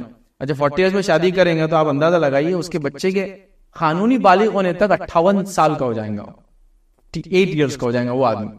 ایسا عجیب, بہرحال لیکن لوگوں کے عجیب و غریب سسٹمز ہوتے ہیں. تو میں یہ کہوں گا انسان بالغ ہو جائے, جلد سے زیادہ اچھا نکاح آ جائے تو کر دے, اس سے سماج ماحول فتنے فساد سے بچتا ہے. لیکن یہ بات کہ والدین کو گناہ ملے گا, یہ بات بالکل بھی صحیح نہیں یاد. ہاں کوئی والدین ظلم کرتے ہیں, اب ظلم کیا ہوں گا, زمین زمانہ ماحول کے حساب سے سب چیزیں بدلتی ہیں.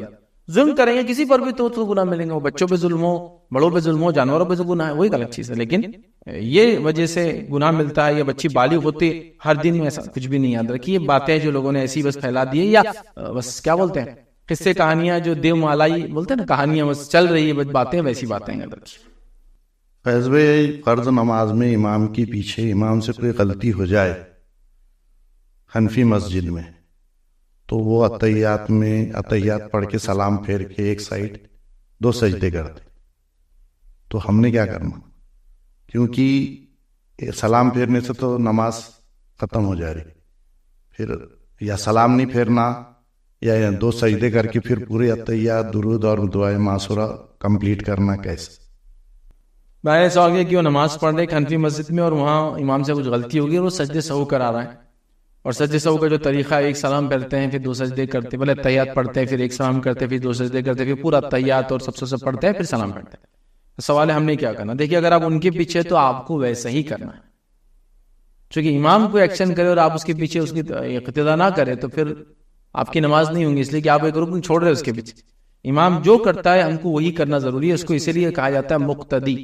مقتدی کا معنی تو جو اقتداء کرتا ہے, پیچھے چلتا ہے, جیسا وہ کرتا ہے ویسا یہ کرتا ہے, تو لہٰذا آپ کو ویسا ہی کرنا ہے. ٹھیک. اب ہوا کیا کہ وہ 2 مسائل کو ملا کے ایک حل نکال دیا گیا. 3 الگ الگ طریقے سجدے سہو کے, وہ ڈیپینڈ ہے غلطی کیسے ہو رہی ہے. نماز میں اگر آپ کو صرف شک ہو کہ میری نماز میں کتنی رکعتیں ہوئی, شک ہو, یقین نہیں ہے کچھ بھی, تو آپ جو چیز اچھا لگتا ہے اس کو یقین کر لیں, کہ 3 یقین کرے 4 جو بھی آپ کو لگتا ہے, اس کے بعد آپ سجدے سہو کر لیں. سجدے سہو کا طریقہ یہ کہ نماز میں جب آپ کو یاد آئے, مطلب لگے کہ گڑبڑ ہو رہی ہے, جبکہ یقین نہیں شک ہے, کوئی ایک چیز پہ یقین کر لیں, پوری نماز آپ کمپلیٹ کریں اسی یقین کے ساتھ کہ آپ کو جو بھی لگتا ہے 3 4 پڑھی, اس کے بعد آپ نے اتحیات پورا پڑھ لیا, کمپلیٹ اتحیات پڑھ لیا, سب کچھ کر لیا, پھر اس کے بعد آپ نے 2 سجدے کریں، اللہ اکبر اللہ اکبر، اس کا السلام علیکم ورحمۃ اللہ السلام علیکم. یہ ایک طریقہ ہے نماز میں، یاد آ جائے. ایک طریقہ ہے نماز آپ نے کمپلیٹ کر لی، 3 رکعت پڑھی اور آپ کو لگا 4 ہو گئے، آپ نکل گئے، کوئی پیچھے سے آ کے کہے کہ آپ نے 3 رکعت پڑھی. اب اس کا طریقہ یہ ہے کہ آپ 1 رکعت پڑھیں گے. 1 رکعت پڑھنے کے بعد تحیات وغیرہ سب پڑھ لیں گے. اس کے بعد السلام علیکم رحمۃ اللہ، السلام علیکم رحمۃ اللہ، اللہ اکبر، پھر 2 سجدے، پھر السلام علیکم رحمۃ اللہ، السلام علیکم. یہ نماز میں آپ کم پڑھ کے نکل گئے. اب نماز ہی آپ نے زیادہ پڑھ لی، 5 رکعت پڑھ کے نکل، کسی نے 5 پڑھی آپ کو تو پتہ ہی چلا، تو آپ کو خالی 2 سجدے کرنا ہے. تو اب حنفی مسلک میں کیا ہوگا، پہلا اور دوسرے طریقے کو ملا دیا گیا. سلام تو پورا سلام کرے تو باہر نکل جائیں گے، تو الگ کر دیا اس کو، ایک سلام اور اس کے ساتھ پھر 2 سجدے، پھر پہلے بھی اتحیات اور بعد میں اتحیات. تو وہ 2 حدیثوں کو ملا کر تطبیق کر دی گئی، جبکہ تینوں حدیث سے الگ الگ مواقع کے لیے تھی.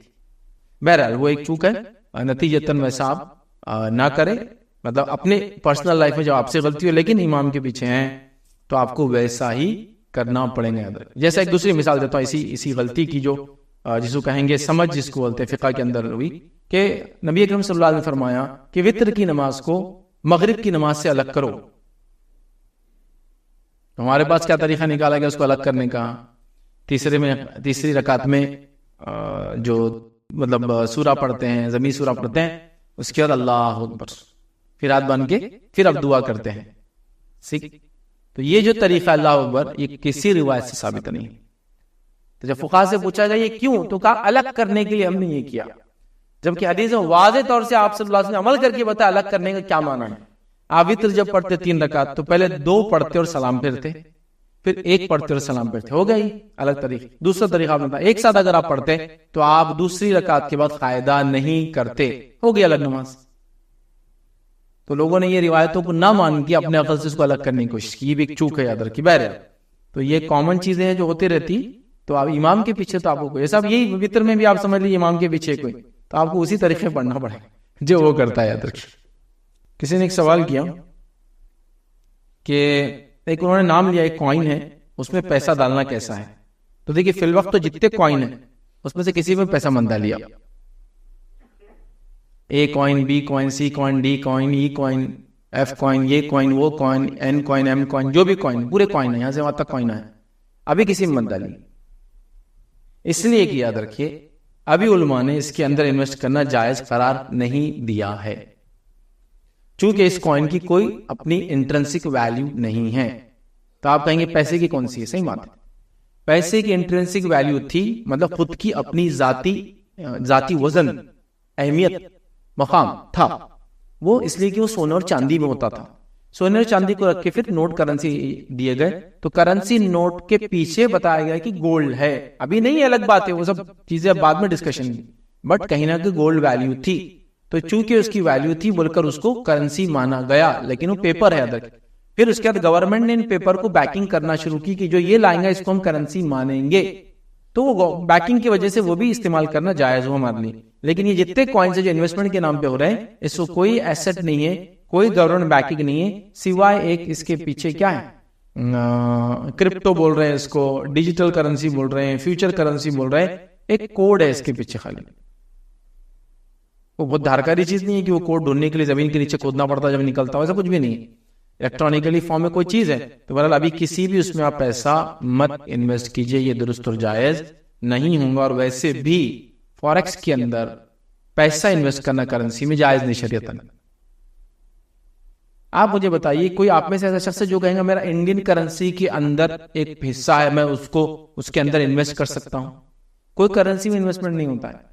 کون سی گورنمنٹ بولتی کرنسی میں انویسٹ کرو ہمارے ساتھ آ کے؟ فالتو کی بات ہوگی نہیں.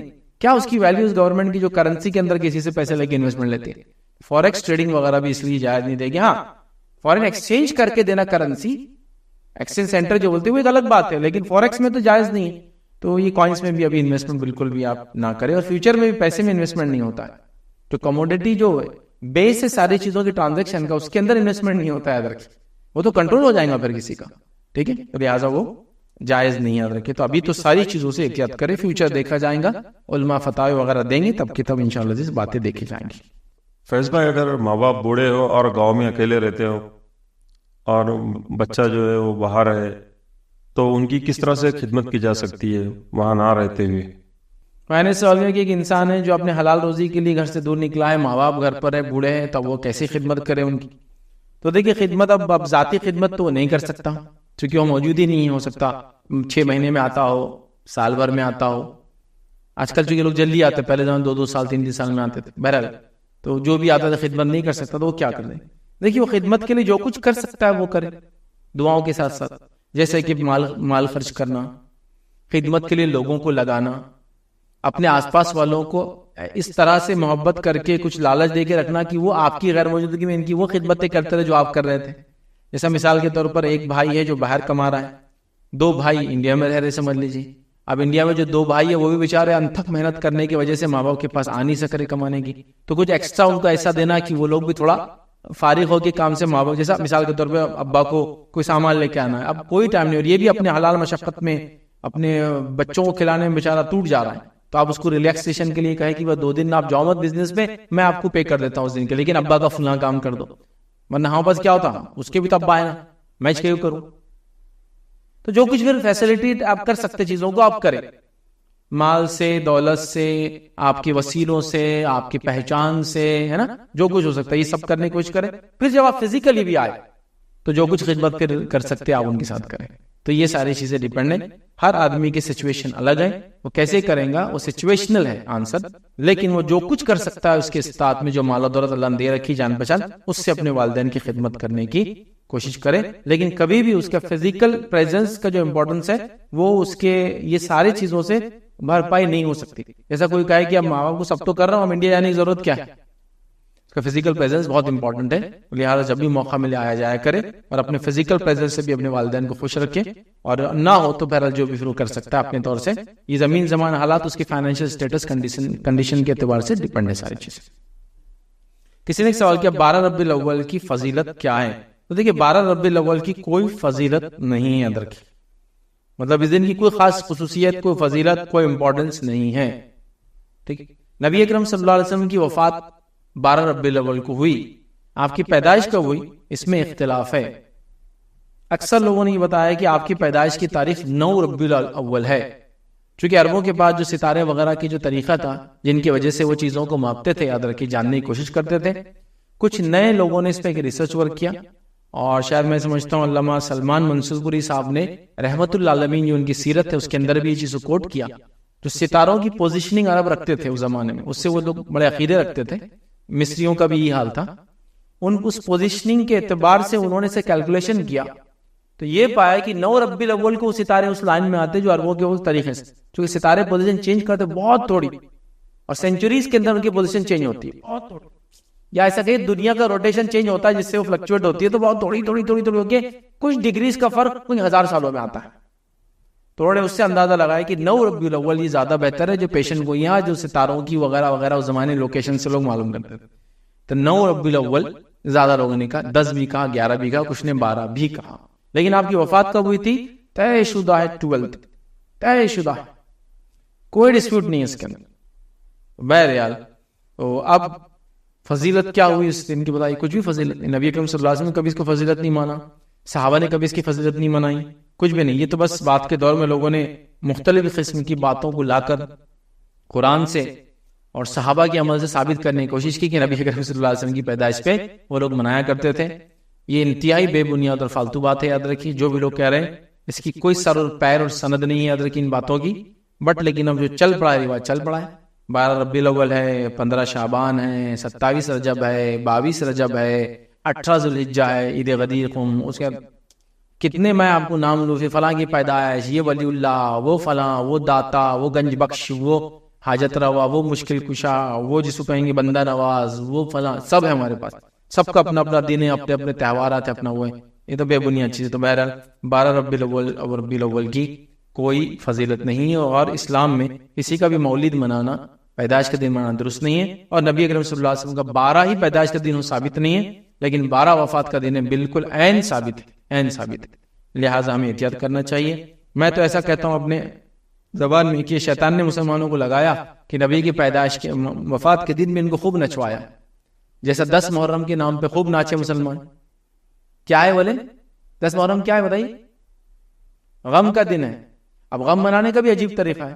جیسا آپ کے والد کا انتقال ہو جائے 10 تاریخ کو میں اپنے گھر کے باہر شربت بانٹ رہا, آپ کے والد مرے تھے نا, بہت غم ہے, پیور شربت کی مجلس ہے, ڈول بج رہے, میرے بچے نئے کپڑے پہن رہے, میں گھر کے باہر پونگیوں کا بازار لگا رہا ہے پورا, مطلب گول سو رہے, اور کیا یہ آپ کے والد کا غم ہے. آپ بولیں گے یار یہ بہت کمینہ آدمی ہے, بہت کمینہ آدمی ہے, یہ ساری خوشیاں منا رہا میرے باپ کے مرنے پہ, غم کا نام دے کے چونگے بنا رہا, میٹھے کھا رہا, اور روڈ بنا کے لا رہا. روڈ سیکنے کا کیا دور چلتا 10 محرم کا, دیکھیے یہ کون سا غم ہے مجھے سمجھ میں نہیں آ رہا, جس میں کھا کھا کے نڈال ہو کے مر رہے ہیں. دیکھیے نا, غم ہی بول رہے ہیں نا, 10 محرم کچھ نہیں, شادی وغیرہ نہیں کر, شادی زیادہ خرچہ تو وہ میٹھے میں کرتا جو اس دن مناتا اور لوگوں کو فری بانٹتا. ہم نے لوٹ کے شربت پی بھائی, آپشن رہتے تھے ہمارے پاس 10 محرم کی شربت کے, ادھر پانی کا ملتا, ادھر دودھ کا ملتا, ادھر دودھ میں زعفران ڈال کے ملتا, تو الگ الگ جگہ جاتے تھے شربت پینے. سب یہ سب دیکھ رہے نا, تو انہوں نے 10 محرم کو آپ کو نچوایا, یہ کہہ کر کی غم ہے.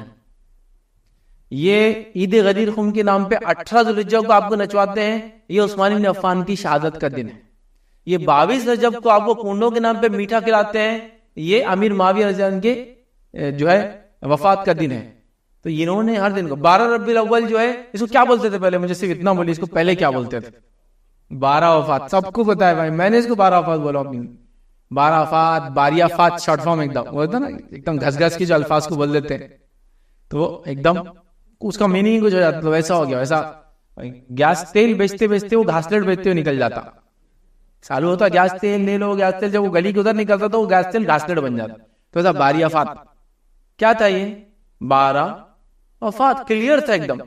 اب جیسا جیسا یہ جلوس بڑھنے لگے تو پھر کیا ہوگا, لوگوں کو سمجھ میں آ گیا 12 وفات, تو یہ چینج کر کے عید میلاد, نیو ٹرمز, عقیدہ سیم ہے, ٹرم بدلا. تو یہ سب مسلمانوں کو انہوں نے ان کی شہادتوں پہ شہداء کے نچوایا, کھلایا, پلایا. میں آپ کو بول رہا ہوں سادے الفاظ میں, آپ کے ابا کے انتقال کے دن میں سب یہ کروں تو آپ تو میری جان ہی لے لیں گے, یا یہ بولیں گے یار یہ بولتا یہ غم, لیکن یہ آدمی بہت شاطر ذلیل ہے, یہ خوشیاں منا رہا ہے. کون سے کسی کے مرنے پہ چونگے بنانا, روڈ بنانا, میٹھے بنانا, حلوے شربتا پلانا, یہ غم کا علامت ہے؟ مطلب وہ شہادت حاصل کر رہے ہیں پیاسے رہ کر, اور تم شربت بھی کے مر رہے ہو ادھر. وہ 70 دن سے ہو کے تم قصے کہانیاں سنا رہے ہو, اور تم 70 دن کا ایک ساتھ کھا رہے ہو ایک دن کے اندر. ہو رہا ہے نہیں سب. بہرحال یہ سب بہرحال ایک عجیب و غریب بات ہے.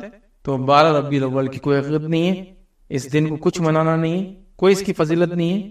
صرف اس کے تعلق سے یہ بات یاد رکھیے, نبی اکرم صلی اللہ علیہ وسلم کی وفات کا دن ہے, آپ اسی دن انتقال کر گئے تھے, یہ بات طے ہے.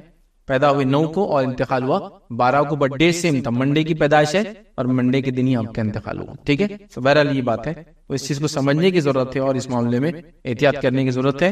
اور میں سمجھتا ہوں امت مسلمہ کو دشمنوں کی ضرورت ہی نہیں ہے, ہم خود ہی اپنے آپ کے دشمن بنے ہوئے ہر چیز کے معاملے میں. ٹھیک ہے, بہرحال اس کو سمجھنے کی ضرورت ہے. اللہ تعالیٰ ہم کو توفیق دے کہ ہم صحیح چیزوں کو سمجھے اور صحیح ڈھنگ سے منائے. اور اگر کوئی 12 ربیع الاول کو عید میلاد بھی کہے تو ایک بچہ بھی جانتا ہے مسلمان کے عید صرف اسلام میں 2 ہی ہوتی ہے, اور وہ عید الفطر اور عید الاضحیٰ. نہیں اور بھی ہوتی جمعہ, تو پھر ایسا جمعہ کو ملایا تو پھر 52 عیدیں ہو جاتی, پھر 20 جمعہ 50 جمعہ آتے ایک سال میں. 52 عیدیں بولتے ہیں, کوئی 50 عیدیں بولتے ہیں, کوئی نہیں بولتے نا. تو جمعہ جو ہے وہ ایک الگ عید ہے, یاد رکھیے. وہ تہوار والی عید نہیں جس کو منایا جائے, وہ عبادت کے اعتبار سے عید ہے. عید المومنین ہے وہ, لیکن عبادت کے اعتبار سے. لیکن عیدین جو ہے عید الفطر عید الاضحیٰ, یہ تہوار کے اعتبار سے عید ہے, منانا ہے, اس کو سیلیبریٹ کرنا ہے.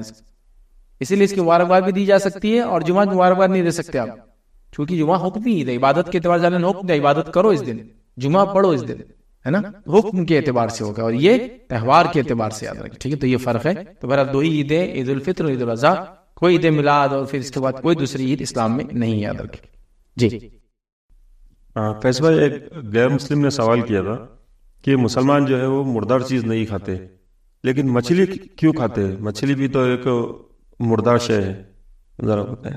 دیکھیے, بھائی نے سوال کیا کہ مسلمان جو ہے مردار نہیں کھاتے لیکن مچھلی کھاتے ہیں, وہ کیوں کھاتے ہیں؟ ایکچولی دیکھیے, مسلمان جو بھی کرتا ہے وہ اس لیے کرتا ہے کہ اس رب کا اور رب نے جو رسول کے ذریعے احکامات بھیجے اس کے مطابق وہ بھی کام کرتا ہے. تو ہم مردار کیوں نہیں کھاتے؟ ہماری اپنی چوائس نہیں ہے. ہم نے کوئی سائنٹیفک بیسس اس کا پڑھا نہیں تھا کہ ہم بولے بہت سائنٹیفک ہی بات, تو اب ہم مردار نہیں کھائیں گے, ایسا بھی نہیں ہوا. اللہ نے اس کے رسول کے ذریعے ہم کو بتا دیا, ہم نے مان لیا اس کو. تو جو بھی بات کی انہوں نے, تو انہوں نے جہاں کہا کہ مردار مت کھاؤ، ہم نے مردار نہیں کھایا، جہاں کہا کہ خون مت کھاؤ، ہم نے خون نہیں کھایا، لیکن جہاں کہا کہ مردار بھی کھاؤ اور خون بھی کھاؤ، ہم وہ بھی کھائیں گے چونکہ شریعت کے مطابق ہے۔ نبی اکرم صلی اللہ علیہ وسلم نے فرمایا، حدیث کے الفاظ اس طرح ہے، میں تم پر 2 خون اور 2 مردار کو حلال قرار دیتا ہوں۔ 2 خون بھی حلال ہے ہم پہ، 2 مردار بھی، حالانکہ خون عام طور سے حرام ہے، میت عام طور سے حرام، مردہ جانور حرام ہے، لیکن 2 خون اور 2 میتیں ہم کو 2 مردار حلال کیے ہیں۔ 2 خون سے پوچھا گیا کیا؟ تو کہا ایک کلیجی اور ایک تلی، دونوں خون ہوتے ہیں، جانور کے اندر جو کلیجی ہوتی ہے وہ بھی بلڈ ہے لیکن وہ حلال قرار دیا ہے۔ اور پھر کہا 2 مردار کون سے حلال ہے؟ تو کہا ایک مچھلی اور ایک ٹڈی۔ مچھلی فش آپ کی، مردار حلال ہے، اور ٹڈی آپ کا، ٹڈیاں ہوتی ہیں نا جو عرب علاقے میں بہت ہوتی ہے، لال یا جو الگ الگ کلرز کی ہوتی ہے، ٹھیک ہے، وہ حلال ہے ہمارے لیے، زندہ بھی ہو تو کھا سکتے اور مردہ بھی ہو تو کھا سکتے۔ ٹڈیاں جو ہوتی ہیں نا، اور ایک اچھا طریقہ یہ کنٹرول کرنے کا ان کا یاد رکھیے، جو عرب علاقے میں ہوتی بھی ہے، ہمارے علاقے میں بہرحال جنرلی نہیں ہوتی لیکن کھا سکتا ہے مسلمان۔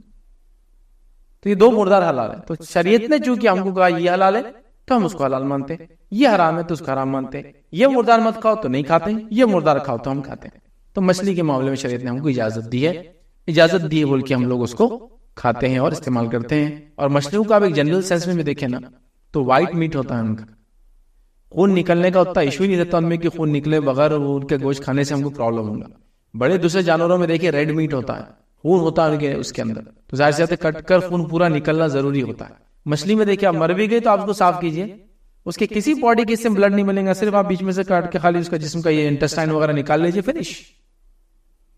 سمجھ رہے ہیں؟ تو بہرحال شریعت جانتی ہے، اللہ تعالیٰ جانتا ہے کیا چیز درست ہے کیا چیز نہیں ہے، تو لہٰذا مچھلی سے مراد مچھلیوں کی سارے ٹائپس ہو گئے اس میں، مطلب مچھلی بول تو مچھلی نہیں، کیکڑا بھی مچھلی کی ٹائپ ہے، جھینگا مچھلی کی ٹائپ ہے، اور کرلس مچھلی کی ٹائپ ہے، اور برانز مچھلی کی ٹائپ ہے، اور شرمس ہے، سب مچھلی ہے وہ نکلیں گی، اور وہ یاد رکھیے اس کو کوئی حلال کرنے کی ضرورت نہیں ہے، وہ زندہ ہو یا مردہ ہو آپ اس کو صاف کریں اس کو آپ کھا سکتے ہیں۔ تو شریعت نے حکم دیا بول کے ہم کرتے ہیں، ہم شریعت کے تابع ہیں، تو لہٰذا اس کی حکمت یہ ہے کہ اسے بلڈ وغیرہ نہیں ہوتا ہے، واللہ ہم دیکھ اللہ اس کے علاوہ آگے کی چیز اللہ جانتا ہے، تو جو ہم کو دکھتا ہے ظاہری ہم سمجھ رہے ہیں، اور اس کا میٹ ویسے بھی صاف ہوتا ہے، اس کو ذبح کرنے کی ضرورت نہیں ہوتی، اس لیے شریعت نے چونکہ حکم دیا اس لیے ہم اس کو مردار بھی حلال مانتے ہیں، اور جہاں شریعت نے منع کیا اس چیز کو ہم احتیاط کرتے ہیں۔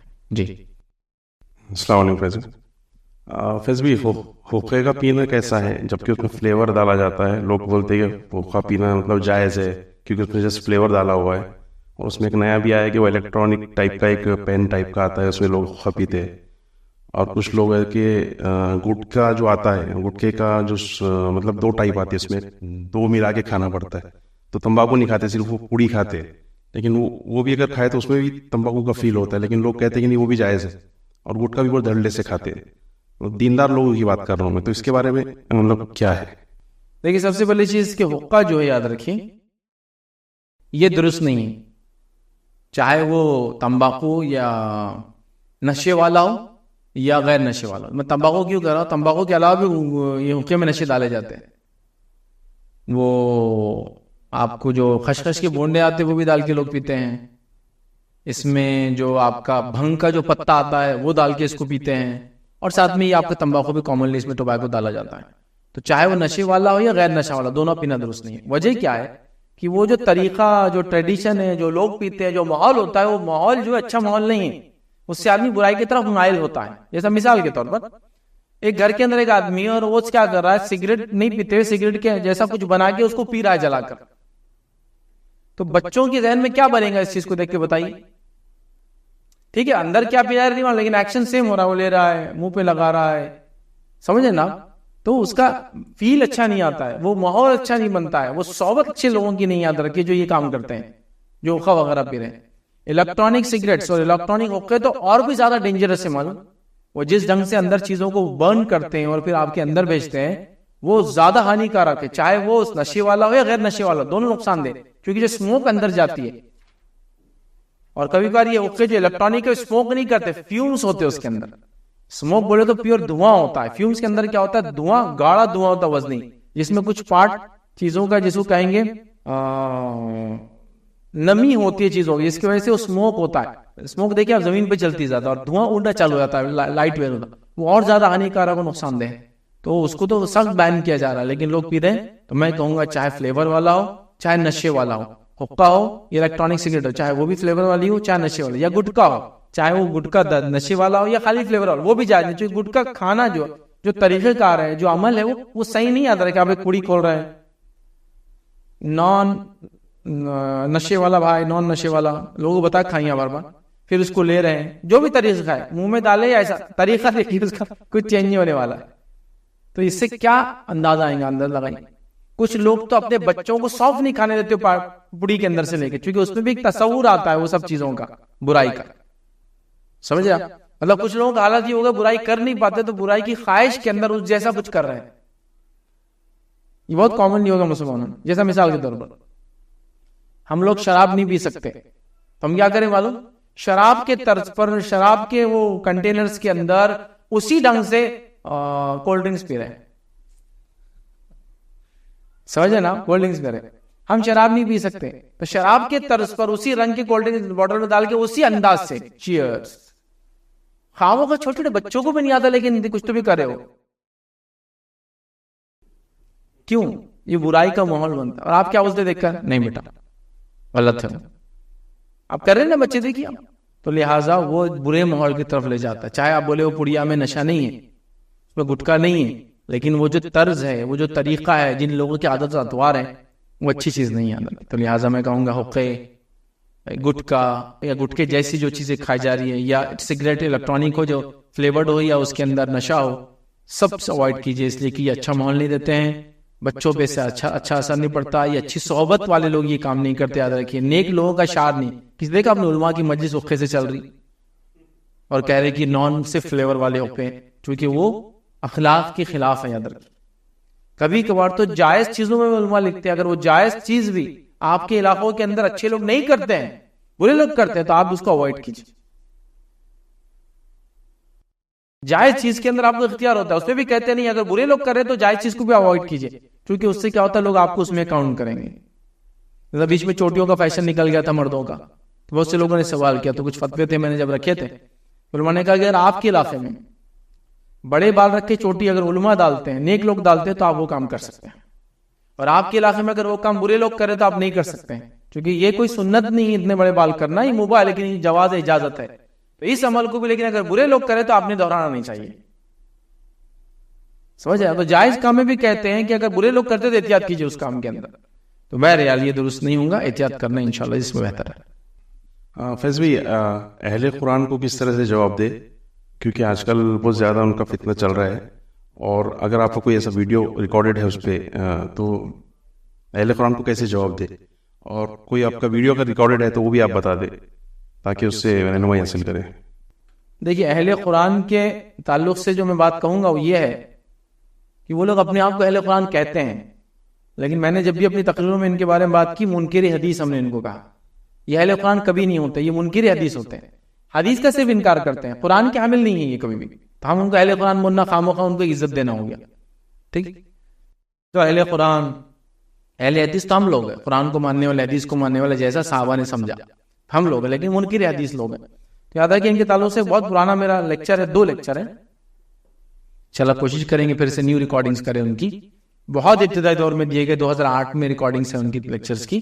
ایک ہے حدیث کا جمع اور تدوین, جو منکر حدیث کو جواب ہے, جو اپنے آپ کو اہل قرآن بنا اہل قرآن دیتے ہیں, ان کے لیے ایک جواب ہے.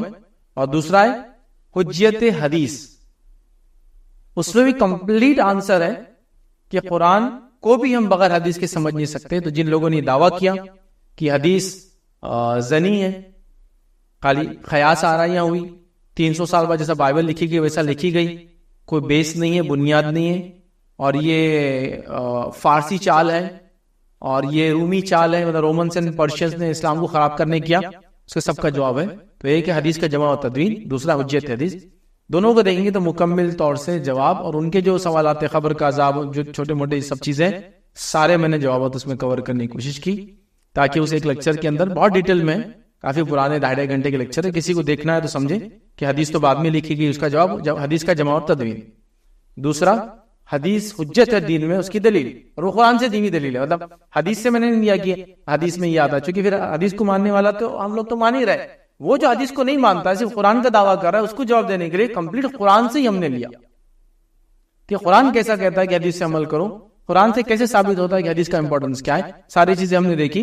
موسیٰ علیہ السلام کے تعلق سے بھی کچھ ایگزامپلس لیے اور نبی اکرم صلی اللہ علیہ وسلم کے تعلق سے ایگزامپلس دیے. قرآن ہی سے لیا ہم نے کہ موسیٰ علیہ السلام کو جو حکم آیا, قرآن نے جو کہا, اس سے پہلے کے احکام کہاں تھے.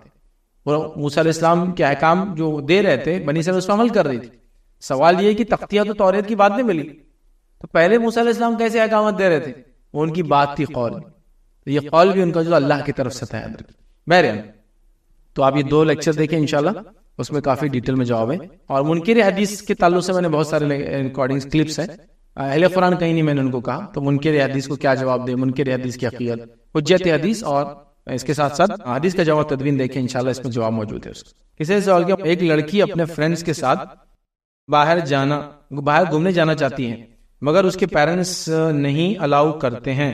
پیرنٹس کا نہیں الاؤ کرنا درست ہے کیا؟ انہیں بالکل درست ہے, اس لیے کہ پیرنٹس آپ کے لیے رسپانسبل ہے, پیرنٹس آپ کے ذمہ دار ہیں. وہ ایک لڑکی یا لڑکا کسی کو بھی اگر بولتے نہیں جانا چاہیے گھومنے, اس نے نہیں جانا چاہیے.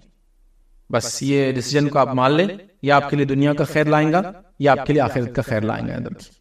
ٹھیک ہے, کیونکہ بہت ساری بار ہوتا ہے, ینگ ہوتے ہیں, انرجیٹک ہوتے ہیں, انتھوزیازم رہتا ہے, جوش ہوتا ہے, ہم چاہتے ہیں گھومنا, ایکسپلور کرنا.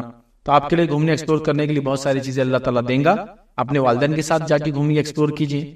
میرج کے بعد اپنے ہسبینڈ کے ساتھ جا کے گھومیے, ایکسپلور کیجیے. اس کے بعد ایک زبردست ایج میں جب آپ کے مال دولت خوبصورتی کے آپ چرم پہ ہوتے ہیں, اپنے بچوں کے ساتھ جا کے انجوائے کیجیے اور کیجیے. لائف آپ کو بہت موقع دیں گی, لیکن آپ نے یہ سوچا نہیں انجوائمنٹ تو صرف یہ جو دوستوں کے ساتھ جا کے والدین کو نافرمان کر کے میں کر سکتی ہوں یا کر سکتا ہوں, تو میں بھی یہ پارٹ ٹائم تھوڑے ٹائم کے لیے انجوائمنٹ تو ہو جائے, بٹ یہ دنیا کے لیے بھی نقصان دہ ہوتا ہے اور آخرت کے لیے. ٹھیک ہے, ایک جائز چیز ہے, والدین نہیں بول رہے, لیکن ہر جائز چیز کا کرنا ضروری نہیں. یاد رکھیے, ہر حرام چیز سے بچنا فرض اور واجب ہے, لیکن ہر جائز اور حلال چیز کو کھانا یا کرنا ضروری نہیں ہے.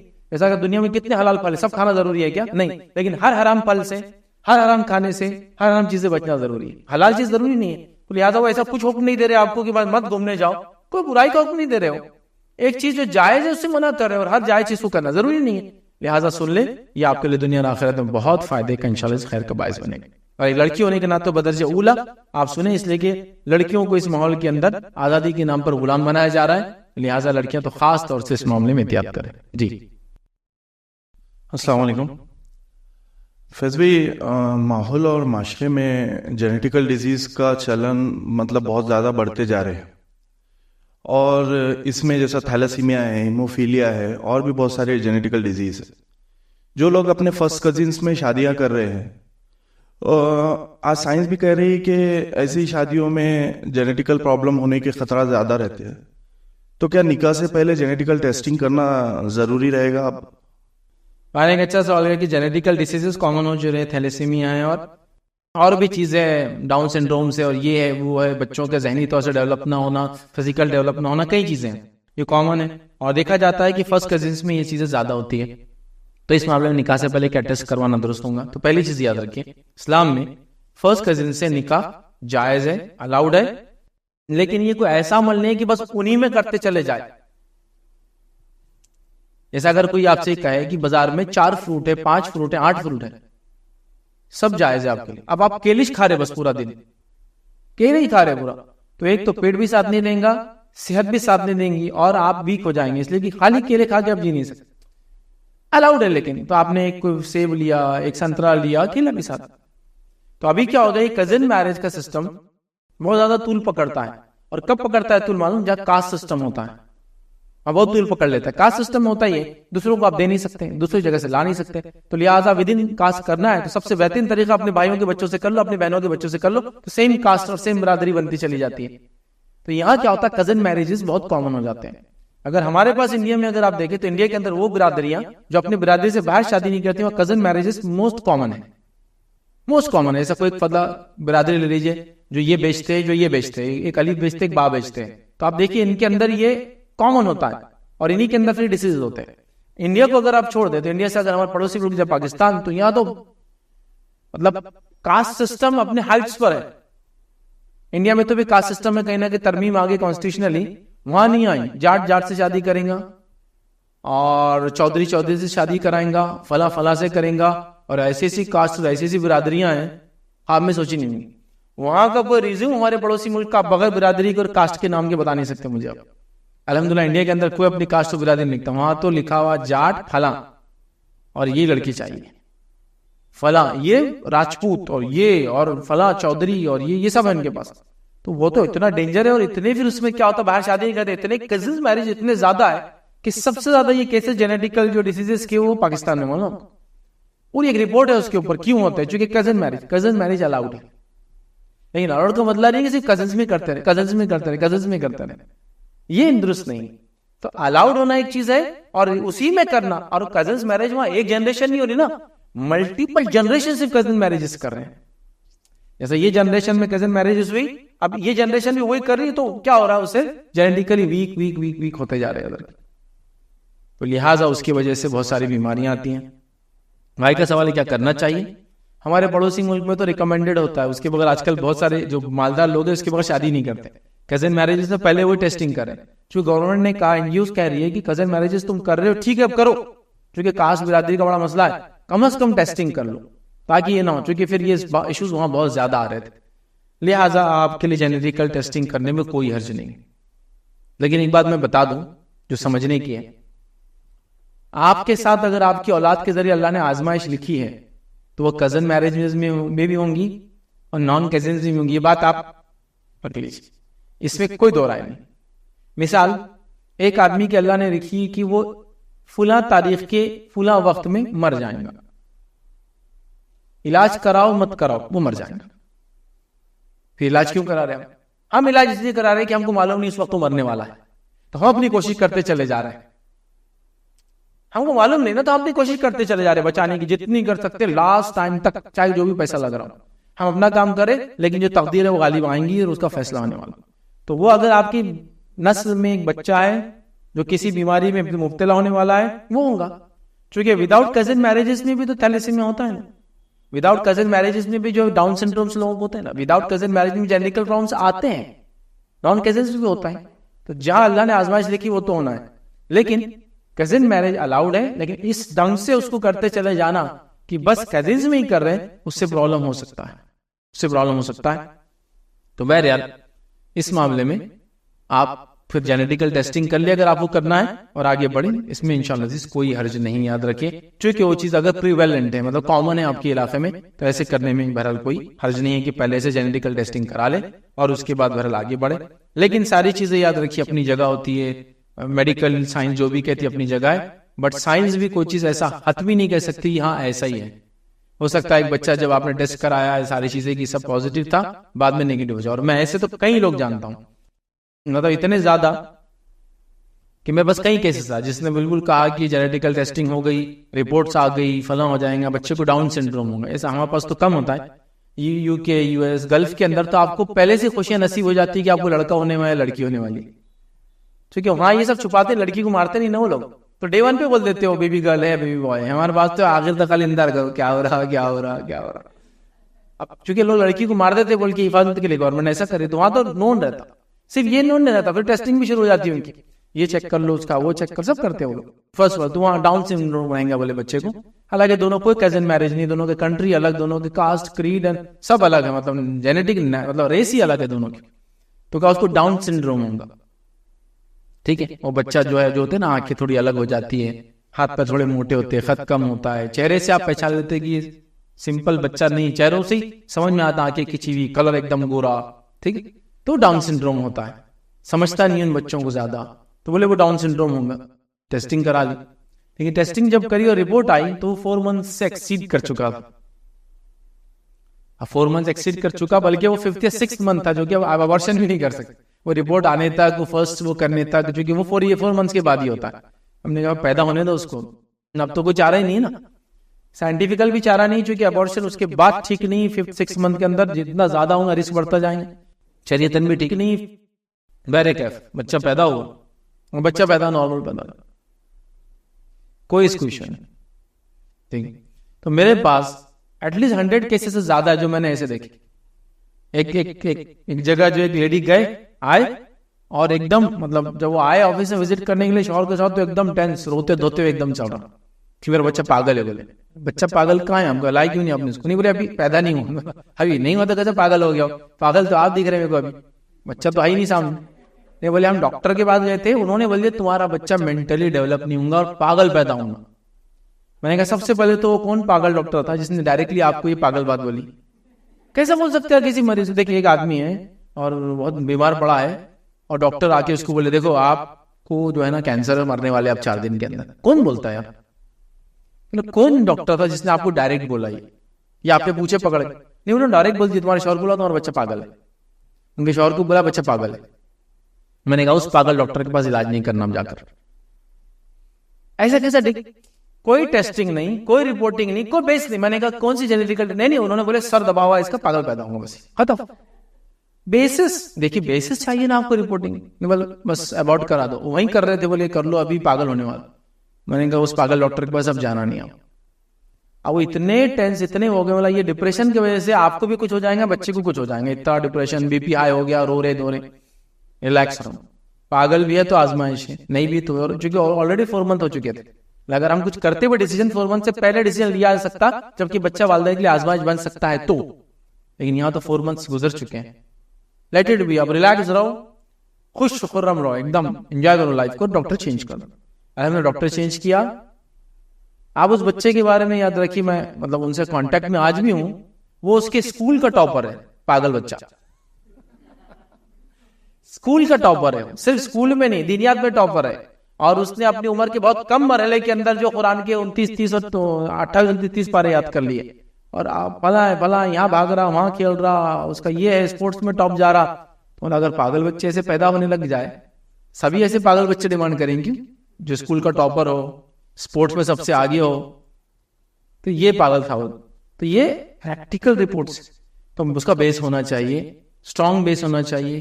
4 month سے پہلے معلوم کرنا چاہیے. میرج سے پہلے کی بات آپ نے تو کی, لیکن ایسا کبھی ہوتا ہے میرجز کے بعد بھی لوگ آج کل جینیٹیکل ٹیسٹنگ کرتے ہیں, بٹ 4 month سے پہلے کریں.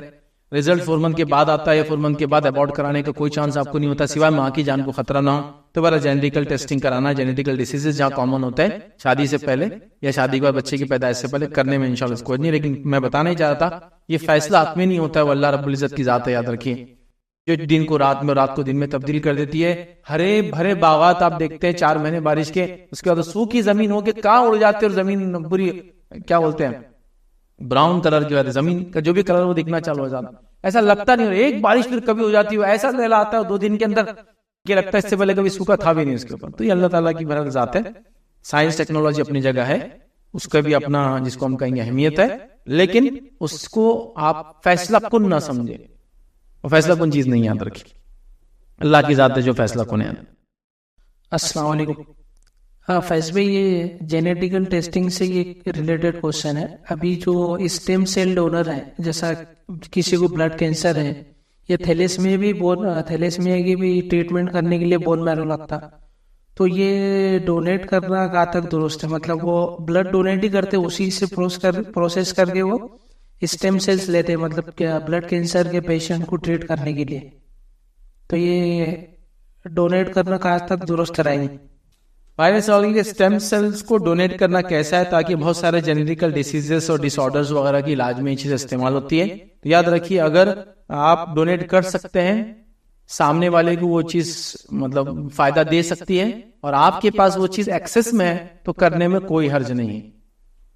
یہی کنڈیشن ہے آرگین یا کوئی چیز پارٹ باڈی کا دینے کے لیے, کہ میں جو چیز دے رہا ہوں میرے پاس زائد ہے, میری وہ چیز جانے سے مجھے کوئی تکلیف نہیں ہوگی اور سامنے والے کا فائدہ ہو جائے گا, تو وہ چیز کو دینے میں, ڈونیٹ کرنے میں کوئی حرج نہیں. تو اگر سٹیم سیل آپ دے سکتے ہیں تو آپ دیں.